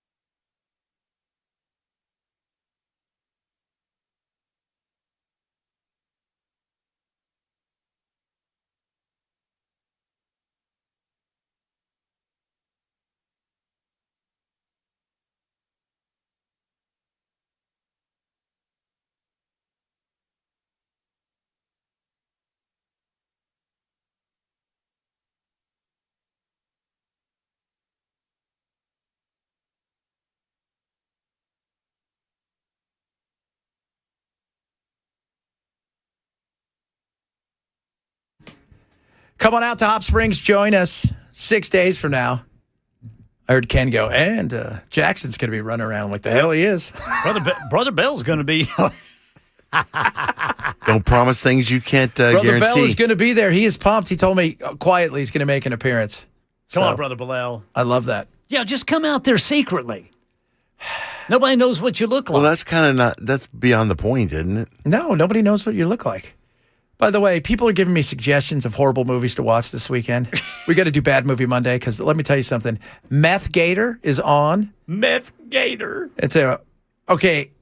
Vanessa Tamayo, Patrick Labadreau. If you saw him, he was a kid that was in he's a guy that was in every TV show in the 80s he was in. Okay. But my favorite, Robbie Wrist. Sounds familiar, right? Robbie Wrist? I'm not sure why. Cousin though. Oliver. Huh? Cousin Oliver from Happy. That's him? From the Brady Bunch. Yep. How old is he now? 62. Wow. That kid is 62. Yes. That'll make you feel old. Yeah. There were a couple of times my mom gave me a haircut like his. It was just basically a bowl cut. Oh yeah. Well, yeah, because it was easy. You know, we used to think it was a cool haircut because the surfers had it and stuff like that. You're like, oh, cool. Then everybody get a bowl cut, and then you realize your mom's doing it because it's free. Right. Right? Because all she has to do is tap your head down and then cut around the bowl, and away you went. Right. But you had to have the right hair. If you didn't have the right hair, because you couldn't have really thick hair, you had to have hair that was bouncy. Yeah, I had bouncy hair. Yeah, you could have bouncy hair. I could see. Oh my God. Now I accidentally. There's so many great movies to watch. What should we watch this weekend, guys? I'm going to go through the great movies. We're going to watch. Jennifer and I are going to watch that new Jodie Foster movie. Which one's that? I got to look that up. I never know the names of the movies I'm watching. That's how it starts, man. That's how it starts. Okay, listen to the name. I want a job where I get to name stuff. Oh, yeah. So you have Cocaine Shark, Cocaine Cougar, Cobra Gator, which is a cobra that's also a gator. Cobra Gator. Alligator Alley. How about this one? Cocaine Crabs from Outer Space. They're not even trying at that point in time. Cocaine Werewolf. Mega Python versus Gatoroid. Register a voter. What is Gatoroid? Gatoroid. So it's a gator that's also part android. That one's awesome. Snake out of Compton. Marijuana Mastodon. I like that one. I like that one. Alligator 1980. By the way, Alligator 1980 is one of the great horror movies. Do you remember it? Is that the one where the gator's in the sewer? In the sewer, he flashes. Yeah. And remember, somehow it gets in somebody's pool and the person goes to jump in and the gator's in the pool. Oh, this may be the greatest name of all. You ready for it? Crackoon. Crackoon. Have you seen Little Jimothy? No, what's Little Jimothy doing? He's got a new trick. He does a roll, like a ninja roll. Oh, right. He goes and he rolls sideways, almost like it looks spectacular. Go for Jimothy, guys. He can probably get around quicker that way. Yeah, probably. Sharktopus I have seen. Phenomenal movie. Sharktopus. But Sharktopus. Yeah, so. I love these. I don't know if this is real. It's just called Bad CGI Gator. It's a real movie. It's called Bad CGI Gator. Oh, I was reading about Sharknado, and Tara Reid, she said it best. Look, the movie's silly. There's only a certain amount of barriers you could go into. You can't take it seriously when it's absolutely sharks are flying in the sky. It's hard out there, but it's really funny. And the cast has to imagine that sharks are coming at them when there's nothing there. That's the thing, is it's just absurd. And that's, if you accept that the absurdity of it, you can enjoy it. Yeah. Yeah, you've got to accept that. The speaking of absurd, remember Con Air, one of the great movies of all time, starring Nick Cage and John Malkovich. So Malkovich. So if you guys don't know this, so Con Air it ended up being a huge movie, right? I mean, this was like a big movie. So he's talking to Malkovich, Nick Cage, and he says, Nick, I got this. They want me to do this movie. He goes to John. He's like, John, he wants me to do this movie. And they gave it to me. It seems stupid. And he goes, I don't know. And he goes, I don't think I should do it. I don't think it's serious. I don't think I should do that. And he goes, you're not going to do this, are you, John? He goes, Nick, I'm doing this movie. It's convicts on an airplane with Jerry Bruckheimer. It's $500 million guaranteed. I'm doing this movie. Can you imagine the pitch that they gave Samuel L. Jackson for Snakes on a Plane? Oh, God, yeah. Who knows what it is? It's fun. You're acting. Yeah. Go have fun. What are you going to do? If somebody comes to me and wants me to do the most absurd movie, I'm on it. Let's do it. And that's the thing. It's just absolutely absurd, but that doesn't mean it can't be fun. It can't, and that's the whole thing. It beats. Oh, look at all the stuff I'm getting sent. All the great movies. Crackoon is apparently very good. I'm going to have to watch that. I'm close to getting a raccoon, by the way. Chad, you need to check out Lee Cronin's The Mummy. Yeah, I heard that. So Lee Cronin does a lot of those artsy movies, huh? Artsy-ish. I haven't seen the movie yet, but the the trailers and the clips. There look is pretty no interesting. mummy like we think of with Boris Karloff. Yeah, this one is kind of weird compared to what you normally think of as a mummy movie. Yeah, don't eat pizza during it. Oh, you've seen it? Yes. Is it gross? It's very gory. Okay. This is one of the goriest movies I've ever seen. They should have had Cannibal Corpse do the music. Did you see the Evil Dead remake? Yes. Was it as bloody as that? Yes. Was it? Oh, 'Cause that's really? the single bloodiest movie I've ever seen. Well, I'll put it to you this way: it's not that it's as bloody; it's just as gross. Okay. And you'll see what I mean when you watch it. Now I got to watch Now, it. yeah, I was going to say, now I have to watch the stupid thing. Conjuring 4 I was going to watch tonight. What for? The Conjuring 4, the last Conjuring movie. Yeah. I was going to watch that one tonight. That was going to be my night. Now I'm going to get pizza and watch that and relax. Is that just now coming out on streaming? Yeah, it's free. It's free on Amazon Prime. Oh, I don't have that. Oh my God, how do you not have Amazon Prime? I just don't. I got free Roku. What do you have? Nothing. Well, actually, that's not true. Right now, for the next month, I have Amazon Prime because I picked up what's their club? Is it Amazon? Yeah, I subscribe. Prime membership. Yeah, I have a Prime membership for the next 30 days. Why'd you only do Prime for 30 days? Because I get it free because they were trying to entice me to come back. So the first offer they made on one screen was, hey, we'll give it to you for $1.99 for 7 days. And I was like, nope. And then on the next screen I go to, it's like, hey, we'll give it to you free for 30. Yeah. Well, like, okay. It's on Amazon Prime for free. Oh, okay. Yeah. So that's good. I want to watch that. What is it? It's free with Prime. So if you guys want to watch that tonight, you guys could definitely watch that. The Mummy, though. Everybody says it's a real good Mummy. Yeah, it's good. So, okay, it is. Because it's a totally different take, right? Because when we think of the Mummy, we think of yeah, you think of Boris Karloff. Yeah, guys all wrapped in, bandages. Right. This is a lot more sinister. Oh, man. A lot more sinister. Wow. So, okay, now I need to see that. Now I need to see it. And, of course, the last Mummy was the Tom Cruise movie. Oh, and that bombed hard. Yeah. They were planning on doing an entire Universal Monster universe, and that tanked so bad they scrapped the plans. So I want to see Mommy. Yes, I do too. That looks terrifying. That looks. I never would have imagined Jessica Chastain doing a horror film as the lead. No. You know what? Horror movies are awesome, but it's a tough thing. And what's his name? Christopher Nolan. They ask him, are you going to do a horror movie? He goes, it's the one thing I want to do. And he goes, I was really close to doing a couple things. And he goes, then I saw Obsession and I said, I can't do it. I can't do it now. He goes, that may be the perfect movie. Man. And it is incredible. If you guys have not seen Obsession, you see it. It is. It is incredible. I'm going to have to watch that again. I mean, it's no Sharktopus. There is a... Don't hold it to a standard it can't reach. There's a movie I'm flipping around last night, and it's all shark at the water park. How did the shark get in the pool? Well, it's attached to a river. Like the movie Piranha. Great movie. Piranha, yes. Starring William Catt, right? That was Cameron's first movie, wasn't it? No, James Cameron's second movie was Piranha. That's the first movie he did, Piranha 2. Uh-huh. The Spawn, where they spawned with flying fish, so they were flying piranha. Yeah,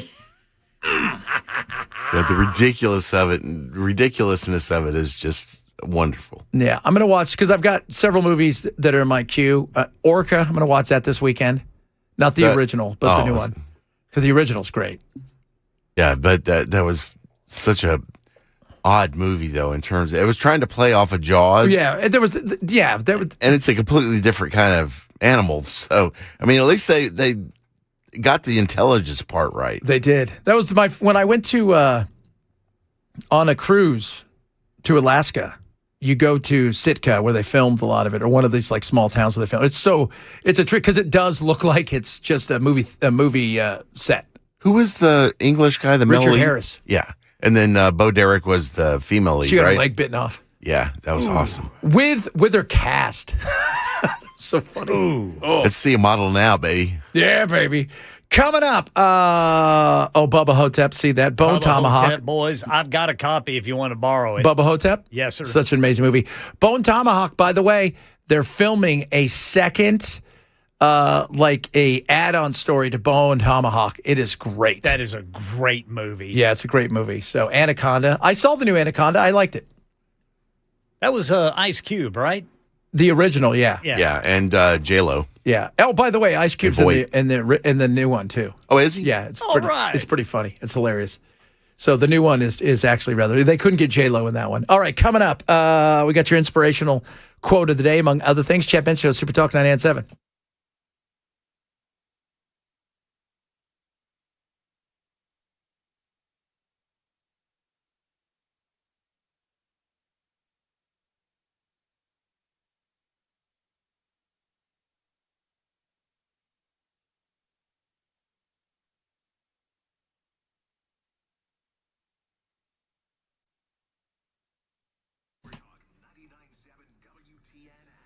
Oh, Incogni is awesome. If you guys don't know what Incogni is, they're going to go fight to get your data back for you because your data is in the hands of brokers and they can sell it to anybody. And we're talking about who you voted for, your doctor, the kind of medication you take, your home address, your work address, what you do, how much money you make, who you voted for.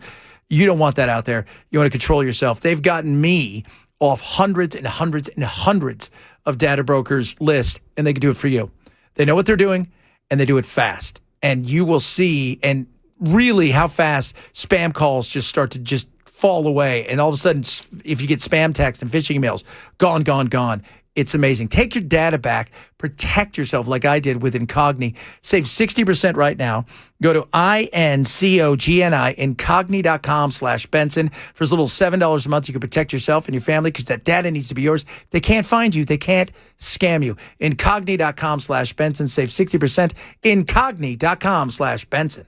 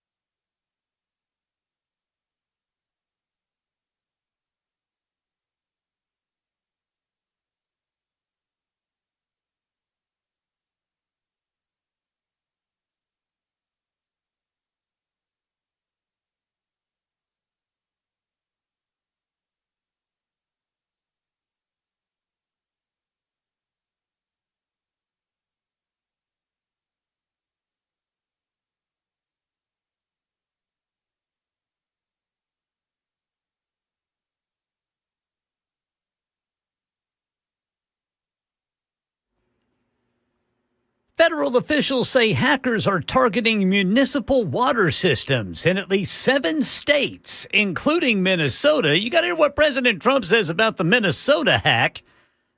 It's coming up at 2 on Super Talk 99.7 WTN. They're all stupid. If they just vote for Mike Lindell with all the pillows, he'll be able to plug up the hacks.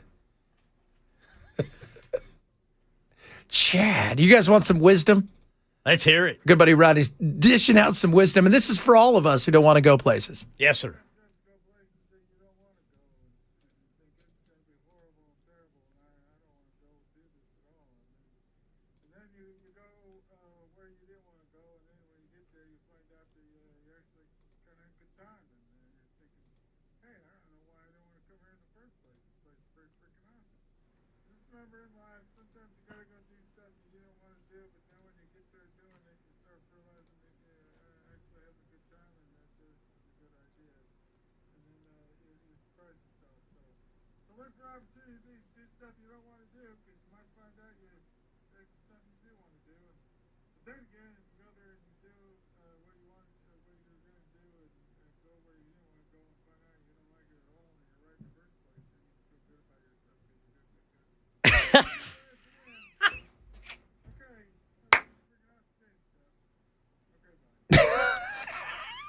So if you do go there and you find out it sucks, then you were right. You had good judgment. Thank you, electrocuted Santa Claus. Oh, that is so That dude awesome. cracks me up. He is so funny. I love that. Good old wisdom from our buddy Ronald Norman there. I like that. Need some more wisdom, and he delivers it. A lot of you guys talking about great movies you've seen. The Piranha movie was great. Brandon Fraser and Rachel Weisz is the best mummy movie. It is pretty good. The thing about that movie is they're doing another one, so be prepared, and they're all in it, which is awesome. But I like you guys. I like a lot of the weird stuff. I'm not Oddity. I've not seen, they said if you like Obsession, I've not seen Oddity, but I heard it's good. It's another horror movie that I must see. If you want weird, just pick out a David Lynch movie. Yeah. Just watch any David Lynch movie. That's weird. Yeah, there's a lot of weird there.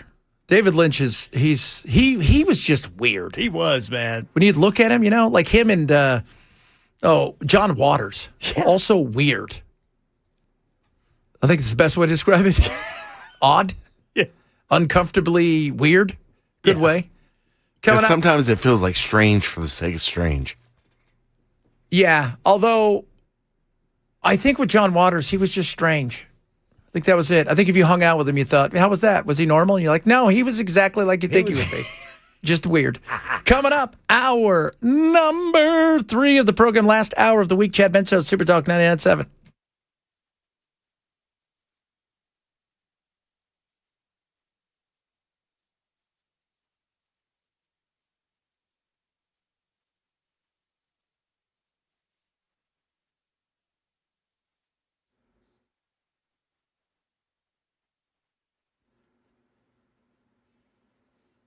Two o'clock on the dot. I'm Ken Weaver with your top stories. We've got the rain returning tonight and then a risk of severe weather tomorrow. Full forecast coming up in 5 minutes. Federal officials say hackers targeted municipal water systems in at least 7 states this week, including Minnesota. Minnesota had 30 of its systems attacked. Multiple U.S. officials telling ABC News they're not sure yet, but suspect the attacks may be linked to Iran. Well, President Trump, during a cabinet meeting at Camp David today, he blamed Minnesota. They blame it on Iran. I don't think so. I blame it on Minnesota because they're grossly incompetent. There was a cyber attack of 30 water plants, and I would blame it on Minnesota and the corrupt governor of Minnesota. Officials say there's no indication any drinking water supplies were contaminated. Publix has expanded a recall involving Greenwise organic frozen berry products sold throughout Tennessee and 7 other states. The recall includes frozen blueberries and mixed berries tied to a supplier contamination concern. Looks like health officials say 12 confirmed illnesses connected to E. coli infections. Anyone with the recalled product should avoid eating them, throw them out, or return them to the store for a refund. A self-initiated data breach carried out by a pair of open AI agents might not be an isolated incident. ABC's Jim Ryan says a competitor of OpenAI has made a startling admission. Last week, OpenAI disclosed that 2 of its artificial intelligence models slipped out of their testing environment and hacked into the computer system of a company called Hugging Face. Now, Anthropic has disclosed that a combination of its Claude AI agents also gained access to the internet during testing recently and sneaked into the systems of 3 undisclosed organizations. More than 100 women's college basketball players have joined a unionization effort through the United College Athletes Association. The group says it wants athletes to have a stronger voice in decisions affecting compensation, safety, and academic protections. Organizers eventually hope to expand representation across all women's sports. The effort faces legal challenges, including questions about whether college athletes can be classified as employees. That's the latest news. Weather's next. I'm Ken Weaver, WTN News.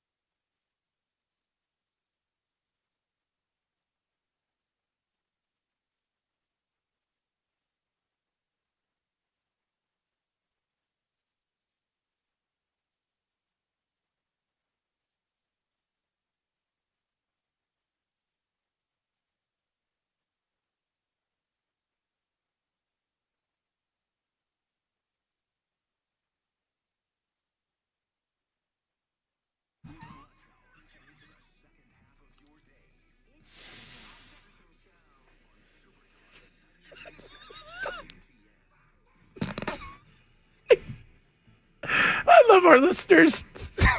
Bill, did you see the guy? We're talking about The Mummy with Tom Cruise. And the guy goes, I didn't know about the Mummy movie for Tom Cruise. Was he on crack or Scientology? And I said, yes. And then he wrote something at the bottom of him that I can't repeat because it's just the most random thing. Look at what he wrote about what he did at the Scientology place. Oh, man. It's just so random. Oh, I love We got that. some funny listeners, man. We do. I'm always surprised at the humor that people have. That's why and maybe we should start doing it next week. Where you have to be on the stream to watch it. But we'll tell you guys what's going on if you're on the radio. It's the comments. Oh, yes. Of things that make me laugh. like this guy's comment. It is just, there was just it just out of nowhere. He goes, oh, by the way. Just to make you aware of what I did to the Space Mormons. Oh, my Lord. Space Mormons. Oh, geez. We got to watch out for our water now, guys. You guys know that. Yeah, I'm trying to find out the other states, but they're not saying what other states have been hit. This is what I love too. Is Trump?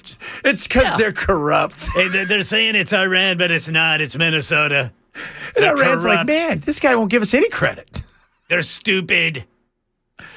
Because they're a corrupt state, and they're stupid, and they don't know because they're all stupid. I mean, I shouldn't laugh in the middle of a newscast. But it's not. It's hard not to. Because it's the dumbest thing ever. Iran, by the way, not just them. North Korea, Iran, everybody tries to hack into our water supply. They do. And we have enough water issues. And it's not the first time they've hacked us. No, but it's not them, apparently. So I just want to get this right. If it's not Iran, is it the state of Minnesota itself hacking into their own water supply because they're corrupt and stupid? It's the governor himself. Him and his daughter at home going, we'll show them. Oh, goodness me. So Matt Murphy says that they hit NES, but nobody would notice. That's true. We should ask them, hey, next time the lights go out, can you guys turn it back on for us? Oh, my God. Teresa wouldn't know where the switch was. Oh, yeah. Hey, aren't we supposed to be getting this final report? Yeah, I thought it was supposed to be the end of this month. I mean, it's the 31st. It doesn't get more endy than this. I mean, you know. What do you guys think? It's not going to say anything. No. Well, they have changed their ways. Yeah. They put in systems to make sure it doesn't happen again. Yeah, you know. And they kept the dummy who let it all happen. But don't worry, because we got rid of the guy that knew everybody who went to school with everybody, Brett. That's right. Because we're Nashville strong. We're so Nashville strong. Man. So, yeah. Brett's the only one gone. And they're still waiting for it. I don't know. I thought it was supposed to come out at the end of July. It's the 31st. It is the 31st. It gets no more endy than today. Maybe it's going to come up maybe they meet next week. Maybe. I got to look what is it called? The Nashville Ice Storm Commission or something? Yeah, some stupid. I'll look this up. So he transitioned to, not transitioned. He transitioned his role. Got to make that right, just in case. You're like, I knew trans people are involved in this because you guys know you are. I was waiting for Trump to come out today. I found out that the people who attacked Minnesota were corrupt trans Minnesotans, led by the governor, Tim Fat Guy Walls.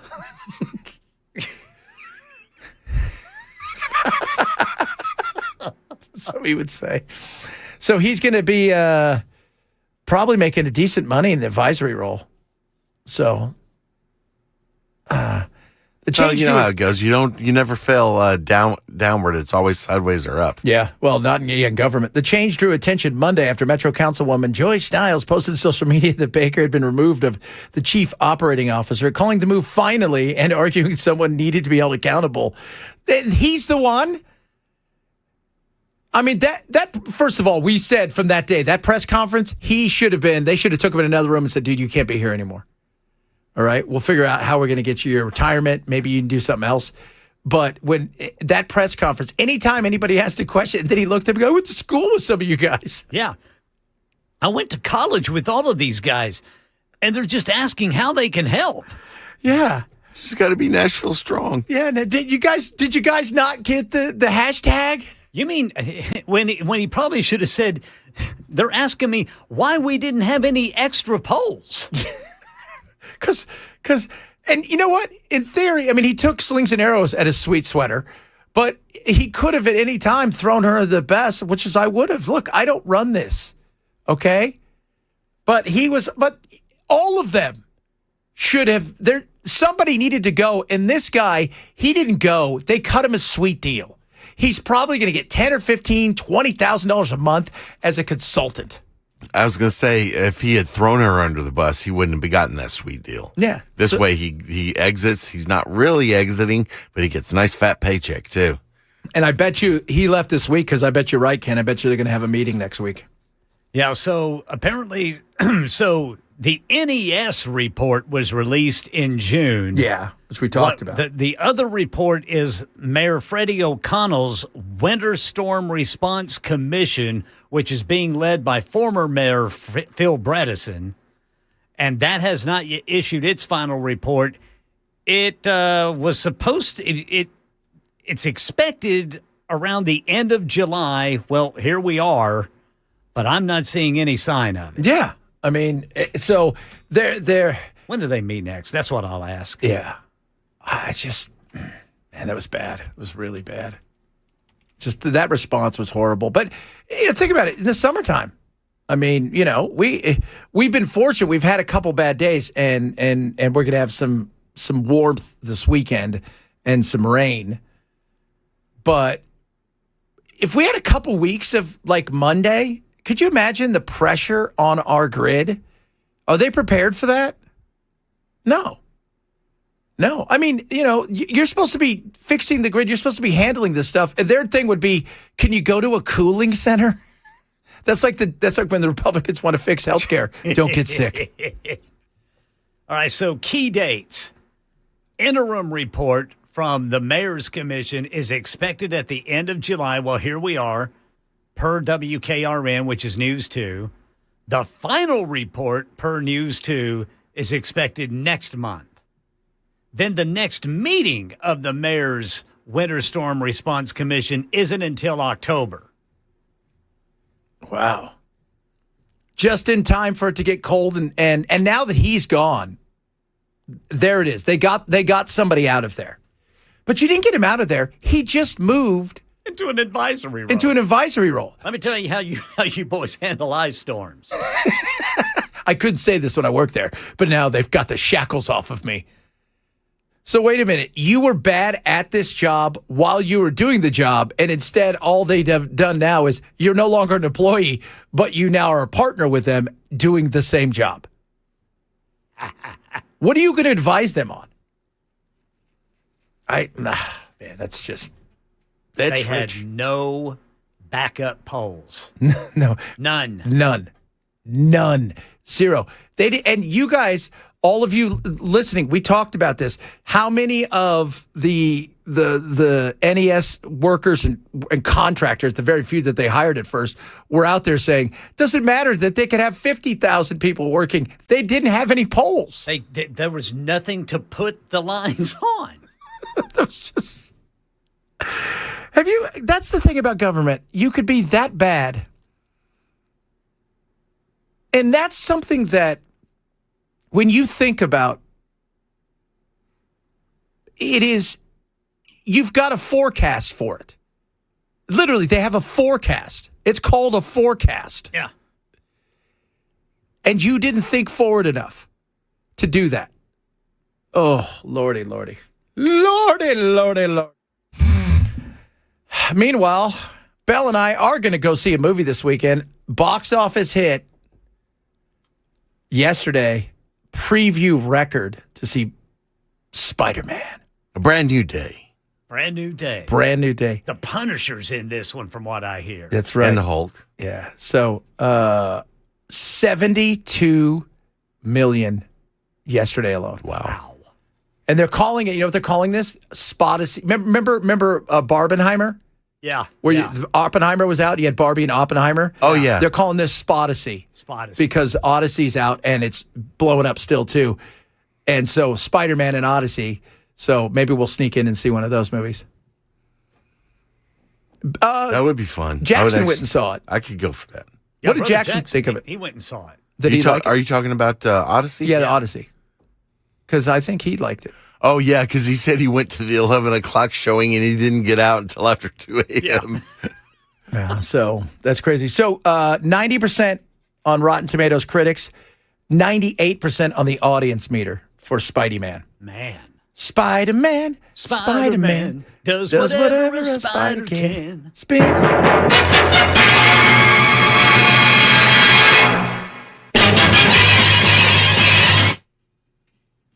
Little swinging 60s. Does whatever a spider can.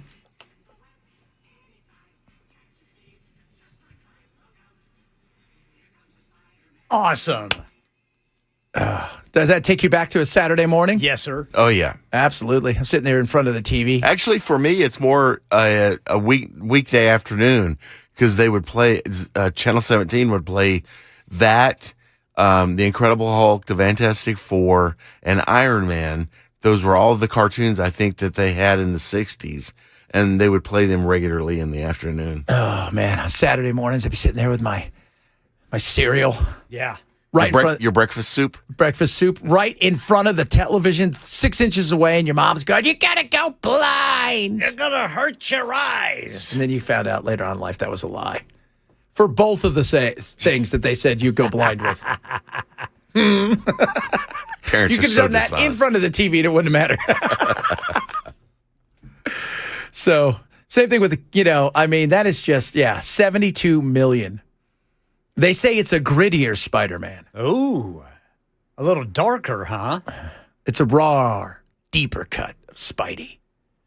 I mean, the Spider-Man comic books were pretty dark. It depends on what phase you're talking about. Yeah, that's the funny thing. They'll take him dark. Is there a bad Spider-Man? Is there a bad one? Well, this is going to sound so convoluted, but in the comic book, Venom was like in the movie, the symbiote suit had gotten attached to Eddie Brock. Spider-Man saved him, and then the suit ended up going rogue on Spider-Man. So there was an arc where the Venom suit was part of the problem. But in the comic book, also he got the black suit from when they were fighting on Battle World in Secret Wars, which is the next Avengers movie. Is that the one that's coming out, the Doomsday? Yeah, no, Doomsday. Doomsday is this one, but then the sequel to that one is going to be Marvel Avengers Secret Wars, and that's when he got the black suit. Now, when he has the black suit, is he a bad guy? No, not necessarily. There was an arc where he was a bad guy, though. But he does eat people. Well, Venom does, yeah. Yeah. Yeah, Venom does. He's all big on, chomping people's heads off their body. Yeah. Yeah. So will Tom Hardy still play Venom? I don't know if he's going to be in the movie. I would assume I he freaking would. love For Tom that, Hardy. I don't think he'd do a standalone. See, if they try to retro it, it's not going to fit with the continuity that Sony has created, and Sony might say no, you can't do that. Okay. Because they have control over that IP. I like Tom Hardy. Tom Hardy's cool, man. He's just got the look of a tough dude. Well, yeah, he's perfect for mobster. He's a big time. Yeah, he's a jiu-jitsu champion. Guy. And the Jason Statham, by the way, for those of you guys who don't know, he was a diver, like an Olympic diver. Jason Statham? Yep, doing flips and going into the water and the whole 9 yards. Yeah, in little Speedos, the whole 9 yards. I know. Oh my God, Bell, you just went full dork comic book on us. Oh yeah, that's the way to go, That's brother Bilal. not untrue. Speed Racer. Somebody said, what about Popeye the Sailor Man? Sinbad. But it was Popeye the Sailor Man. Yeah, I loved Popeye. I loved Popeye, especially whenever. Remember whenever Sweet Pea grabbed Popeye's pipe and took some puffs off of it. Oh, that's and right. Then his eyelids drooped. That's so funny. I forgot about that. He was smoking the Merida hooch. He was smoking the hooch, baby. Smoking the hooch. Coming up, everybody, we got a little Finally Friday sounds for you. And then, yes, we're going to play the John Rose song for you guys. Every rose has a thorn. No, but rose in boots. I think you guys will like with a little bit of country and a little bit of reggae. Chad Benson Show. Super Talk 99.7.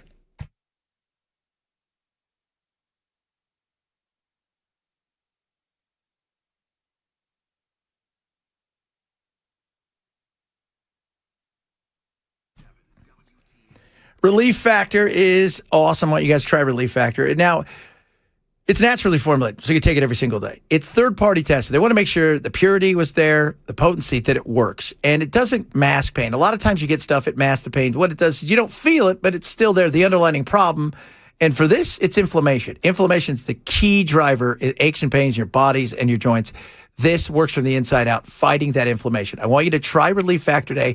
So a 3-week quick start, and over 1 million people take Relief Factor, is just $17.76. That's a 3-week quick start for $17.76. Now, you can get it by calling 800-4-RELIEF, 800-4-RELIEF, or you can go to relieffactor.com. I take it every single day.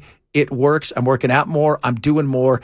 And aches and pains, not so much. Thank you, Relief Factor. Get yours now. ReliefFactor.com, ReliefFactor.com, or 800-4RELIEF. 800, the number 4RELIEF for Relief Factor.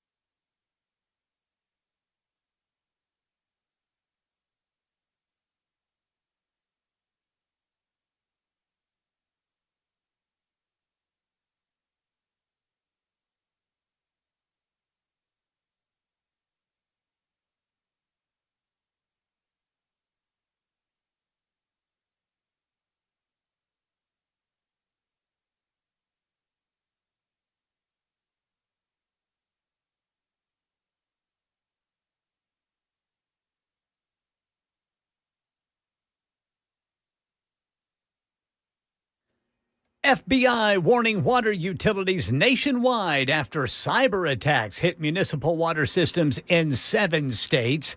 And Publix has pulled some products from the shelves because it might make you sick. We'll tell you about that coming up at 2:30 on Super Talk 99.7 WTN. All right, watch out for those Minnesotans trying to hack into all your stuff. Minnesotans, you know. Yeah, for sure.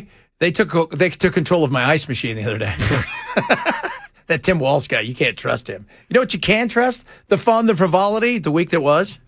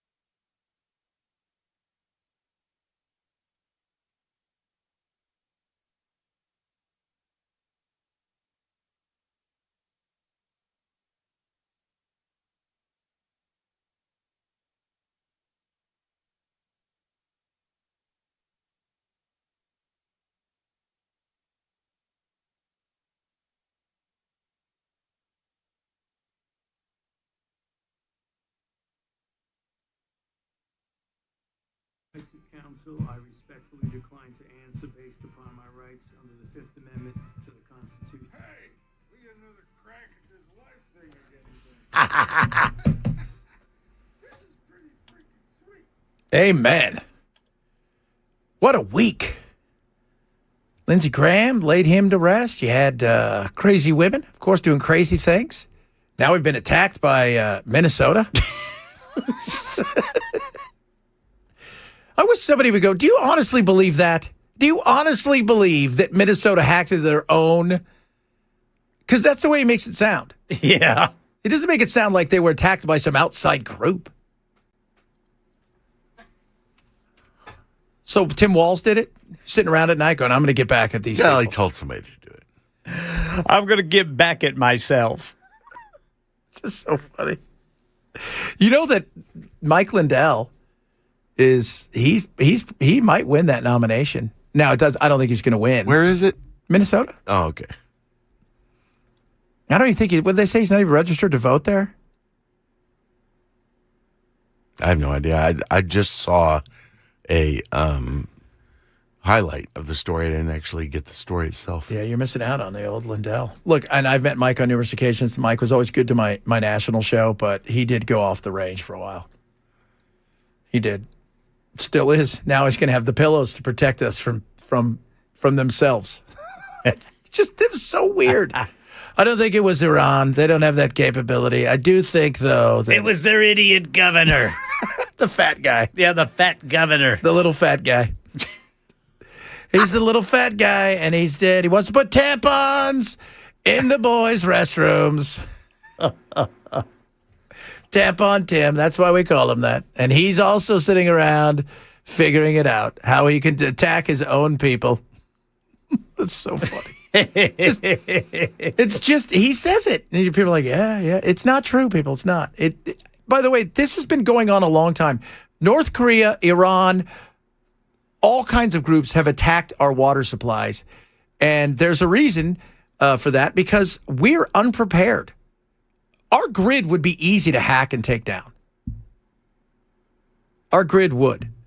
Luckily, lots of our grids are so old, it's going to be hard to take down some of them, because unless they have an old school Macintosh with floppy disk, they're not going to be able to take it down. So we have you want to talk about things that we need to upgrade? Number one thing should be our grids, especially with AI. Absolutely. Somebody get me a cassette. I need to do a backup. So take the phone off the handle. That's how they're going to have to do it. Coming up. I might talk a little about flock cameras, because they're trying to do something here, because Burchett's trying to do something. I think that's kind of interesting, because it's for the kids, man. Anytime just like for the weed, anytime you say it's for the kids, know that the minute they invoke the kids, that the adults are going to pay the price for it. It's for the kids, guys. We're doing it for the kids. You're horrible if you don't do it for the children's. Plus, a church in children's. The children's. They'd be like it be. Plus, Children. Did you see the church in Calvary Chapel in Chattanooga that brought up all the Republican candidates out there and told them, here's who you should donate to, here's who you should vote for, and then they put up a list of how you should vote. I don't know if you're aware of that. That was nice. Yeah. I don't know if you're aware of that, but last time I checked, that kind of goes against your IRS status, right? Oh, yeah. Oh. Yeah. We'll talk about that, among other things. Chad Bench, Super Talk 99.7.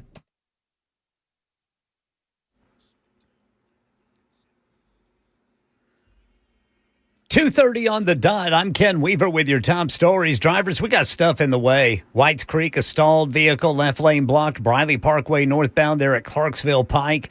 Bellevue, a stalled vehicle blocking the right 2 lanes of 40 westbound before Old Hickory Boulevard West. On the west end, a stalled vehicle blocking the right lane, 440 westbound there at 40 West.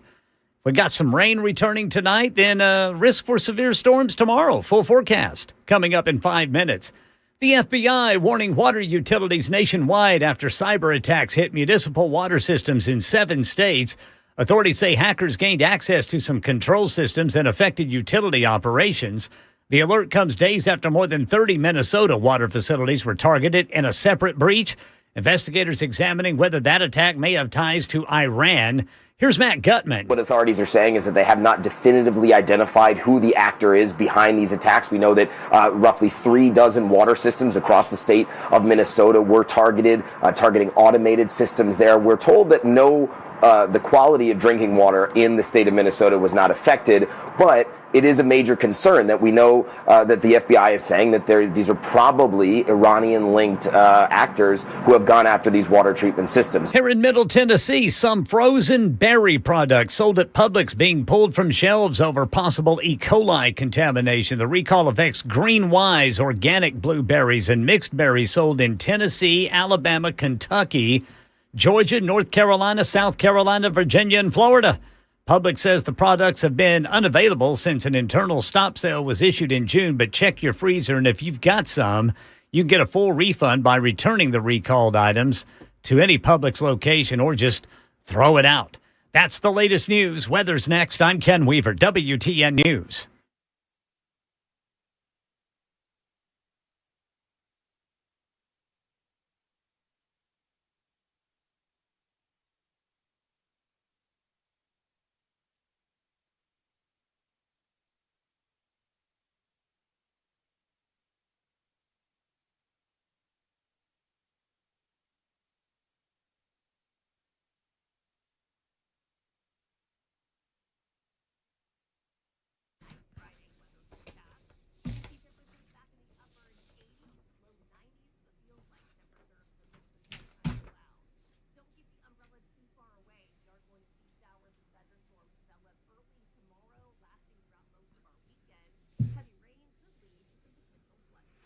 Oh, Busy Bee has done it again.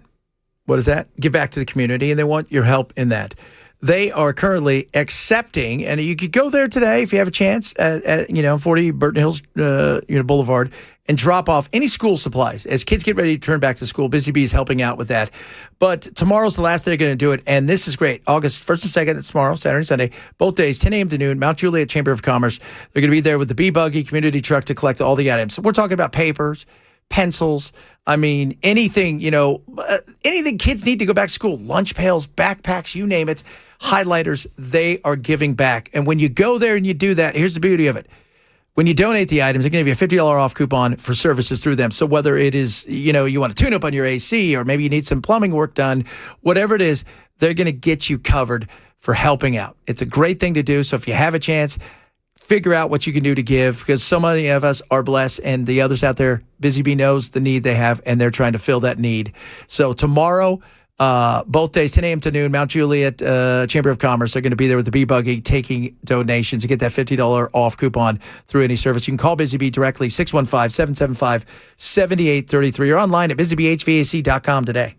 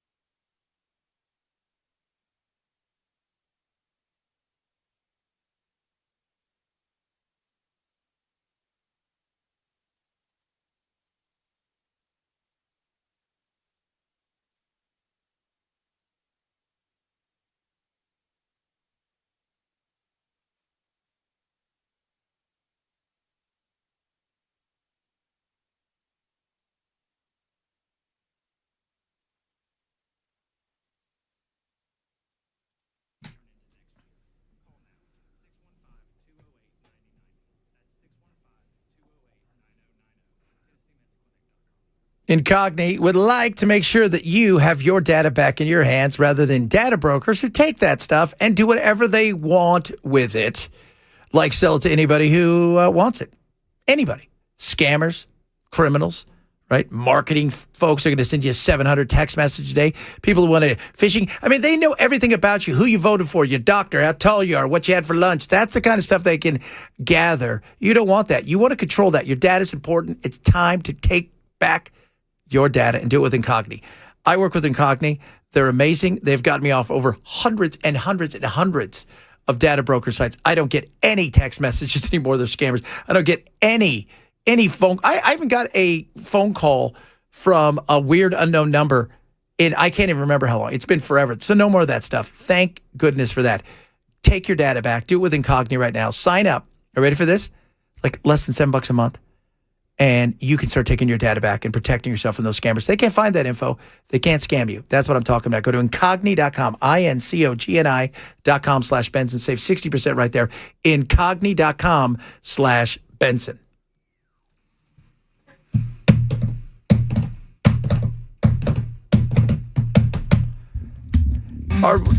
Should we go, Bell, to the Jack Johnson thing on Sunday?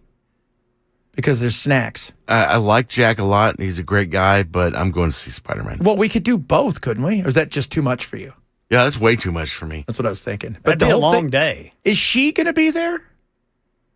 Probably. Yes, I think so, yeah. I was thinking, man. Let me tell you guys something. All right, so I'm going to tell you guys something. I've been putting together the whole Marsha interview because it's happening or not. I would like to go and give her one opportunity because if not, I'm building a puppet. Well, she's been asked. I know, but I just want to give her one more chance because otherwise, I'm building a puppet. Is it going to look like those puppets in the Genesis videos from back in the 80s? No, because I'm not that good of a puppet maker. If my daughter, Fiona, if I'd have given her time, she could have built a replica of that for me because she's that good. You've seen her stuff. Interesting. I have? Yeah. Remember her and her friends when I showed you when they were in Tampa at that Comic-Con and they were all dressed up like, Oh, yeah. Yeah, she's otherworldly. She could have built me one that is an exact replica of her. So that would be interesting to see. But now, speaking of the governor's race, we're very excited. So yesterday, I came up with a song. We all did as a team here. All of you guys, us, we came up with this awesome song because Marsha was upset because they did a song about her, an AI song that she was the pharma mama. Okay, are you going to play the hook again? I'm going to play the hook for you. So we did a song for her. And well, something like this. Break back the Trump in the room. Fortune cookies, watch out. Tennessee, stay down. Fortune cookies, watch out. Marsha's coming to town. And then I decided we can't just have her, right? We got to do them all. And so I said, okay, so tomorrow we're going to do John Rose. So some of you guys sent in a bunch of stuff. Some of the stuff I couldn't use because we would have, while hilarious, and I did actually put some together that way. There was just no way I was going to do that because I don't want to get yelled at the cease and desist, and I don't want to get Bell fired. So I came up with one based on the parameters that everybody set. Him being a farmer, not a farmer, wink, wink, nudge, nudge. We're not quite sure because everybody that we talk about when it talks about it being a 15th generator farmer and blah, blah, blah. Many of you have chimed in and goes, I live next door to that guy. He ain't farmed anything in his life.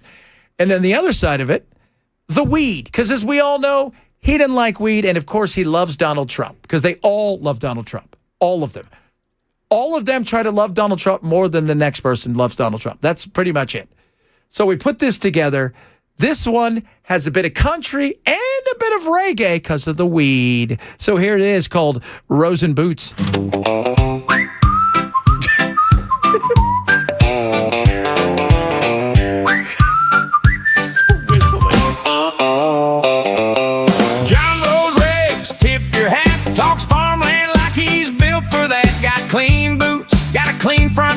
But the dirt don't stick when you cross that board. You say, I'm a farmer, swell and proud, yet that cornfield talk sounds learned out loud. You know the barn, you know the pose, but the only crop here is your talking points rose. And you point at the green leaf like it bit your hand.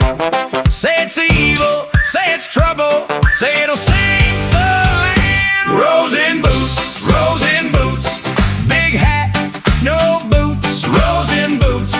Rose in boots. Show us where you grew. You love that shout from the red cap crowd. Say it extra loud, say it extra loud. Rose in boots, rose in boots. But the soil won't follow you. Ooh, yeah. You love that Trump sign in your yard like it's taxidermy for your heart. Wave it high when the folks drive by like a branch office of the old bullseye. And that little leaf, you treated mean like it raided your pantry or stole your beans. But the town keeps laughing through the fence at this Sunday sermon with the farm expense. You call it sin, you call it rot, you call it the devil's little plot. But your pitch sounds thin when the shovel's never in. Rose in boots, big hat, no boots. Rose in boots, rose in boots. So The whistling at the start is of it, just man. spectacular, isn't it? So Monday we're going to have Monty's, and Monty had a request. This is what we love about Monty. I may not agree with him politically, but he said, "Hey, can you do a little Southern rock, a little Leonard Skinner?" And of course we can for you, Absolutely. Monty. So we'll do that on Monday. We'll have his, which is I was putting some of it together today. So this is phenomenal. I love this, and it's just I like that a lot, but it's still just that hook in the Marsha one just kills me. your fortune cookie one. Yeah, You do love the fortune cookie. Watching. Yeah. What is it? Yeah. Cell phones bad, cell phones bad. Here we go. It's right back to Trump in the room. Fortune cookies, watch out. Tennessee, stay down. Fortune cookies, watch out. Marsha's coming to town. It is. We got a little rose and boots. We got a little fortune cookie. Who knows what we'll have on Monday for Monty, but it'll be Monty Monday for sure. He was on with Dan today. Old Monty was talking about, And he's putting the shoe leather in. You talk about grassroots, man. Yeah. Because I was looking how much money he has raised compared to the others. Like he's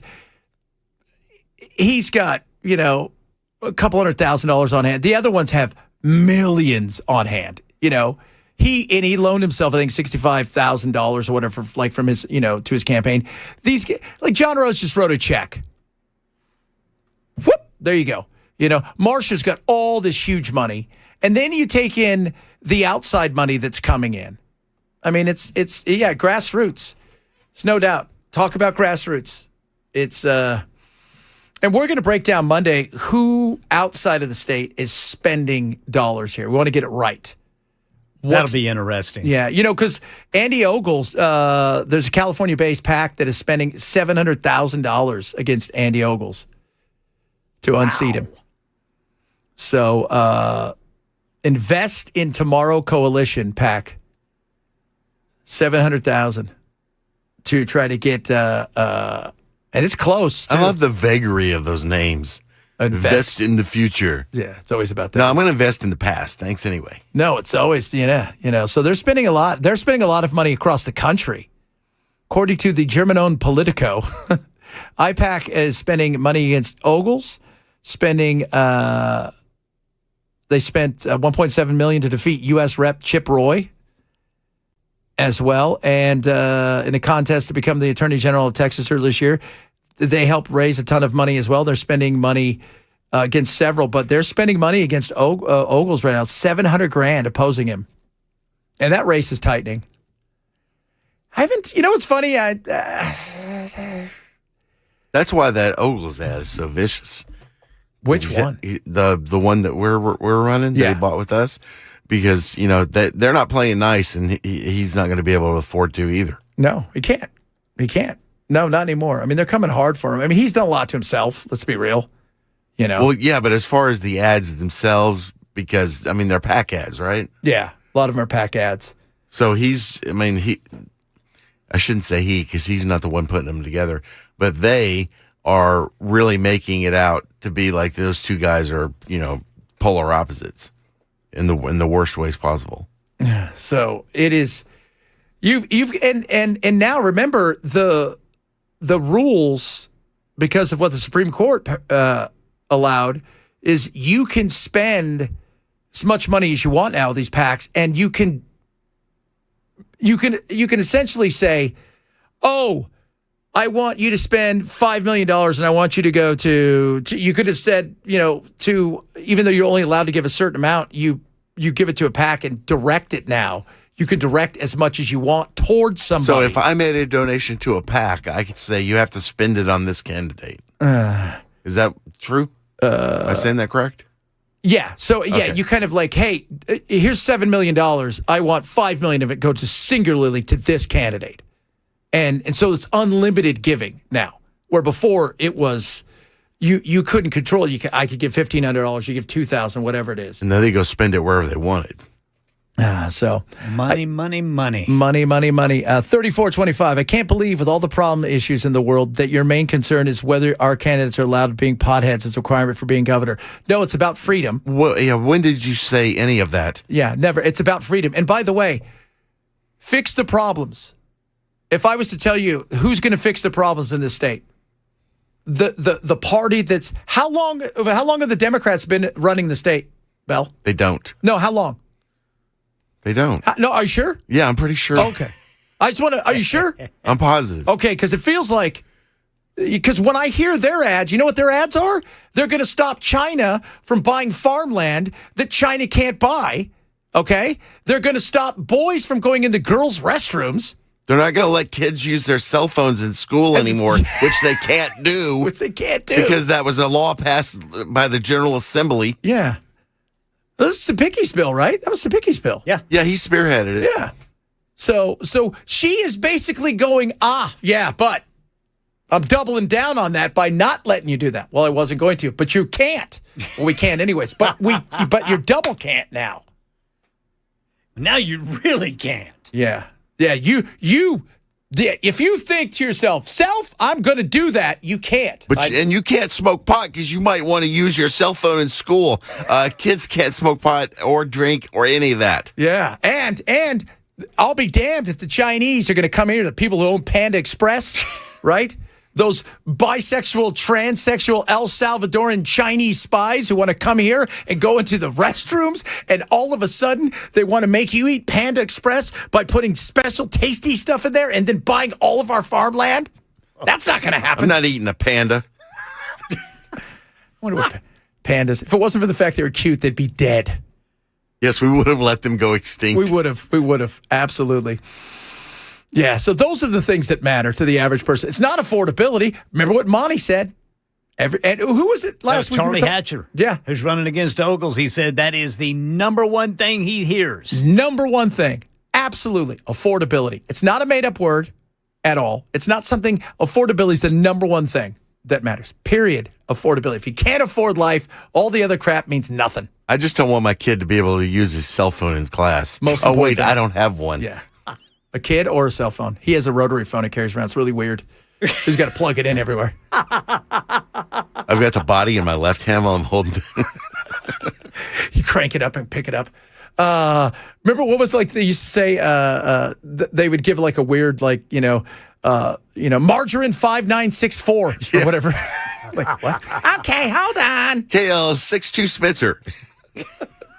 Oh, Lordy. We're going to wrap it up straight ahead. I think Matt's here. I saw, because we were playing the song, old Jackson there, and he was doing some dancing. Brother Jackson cutting a move. He was cutting a move. He was getting his groove on. So I think Matt's here. So we'll do that as we wrap it up straight ahead. Chad Ben Show, Super Talk 99.7.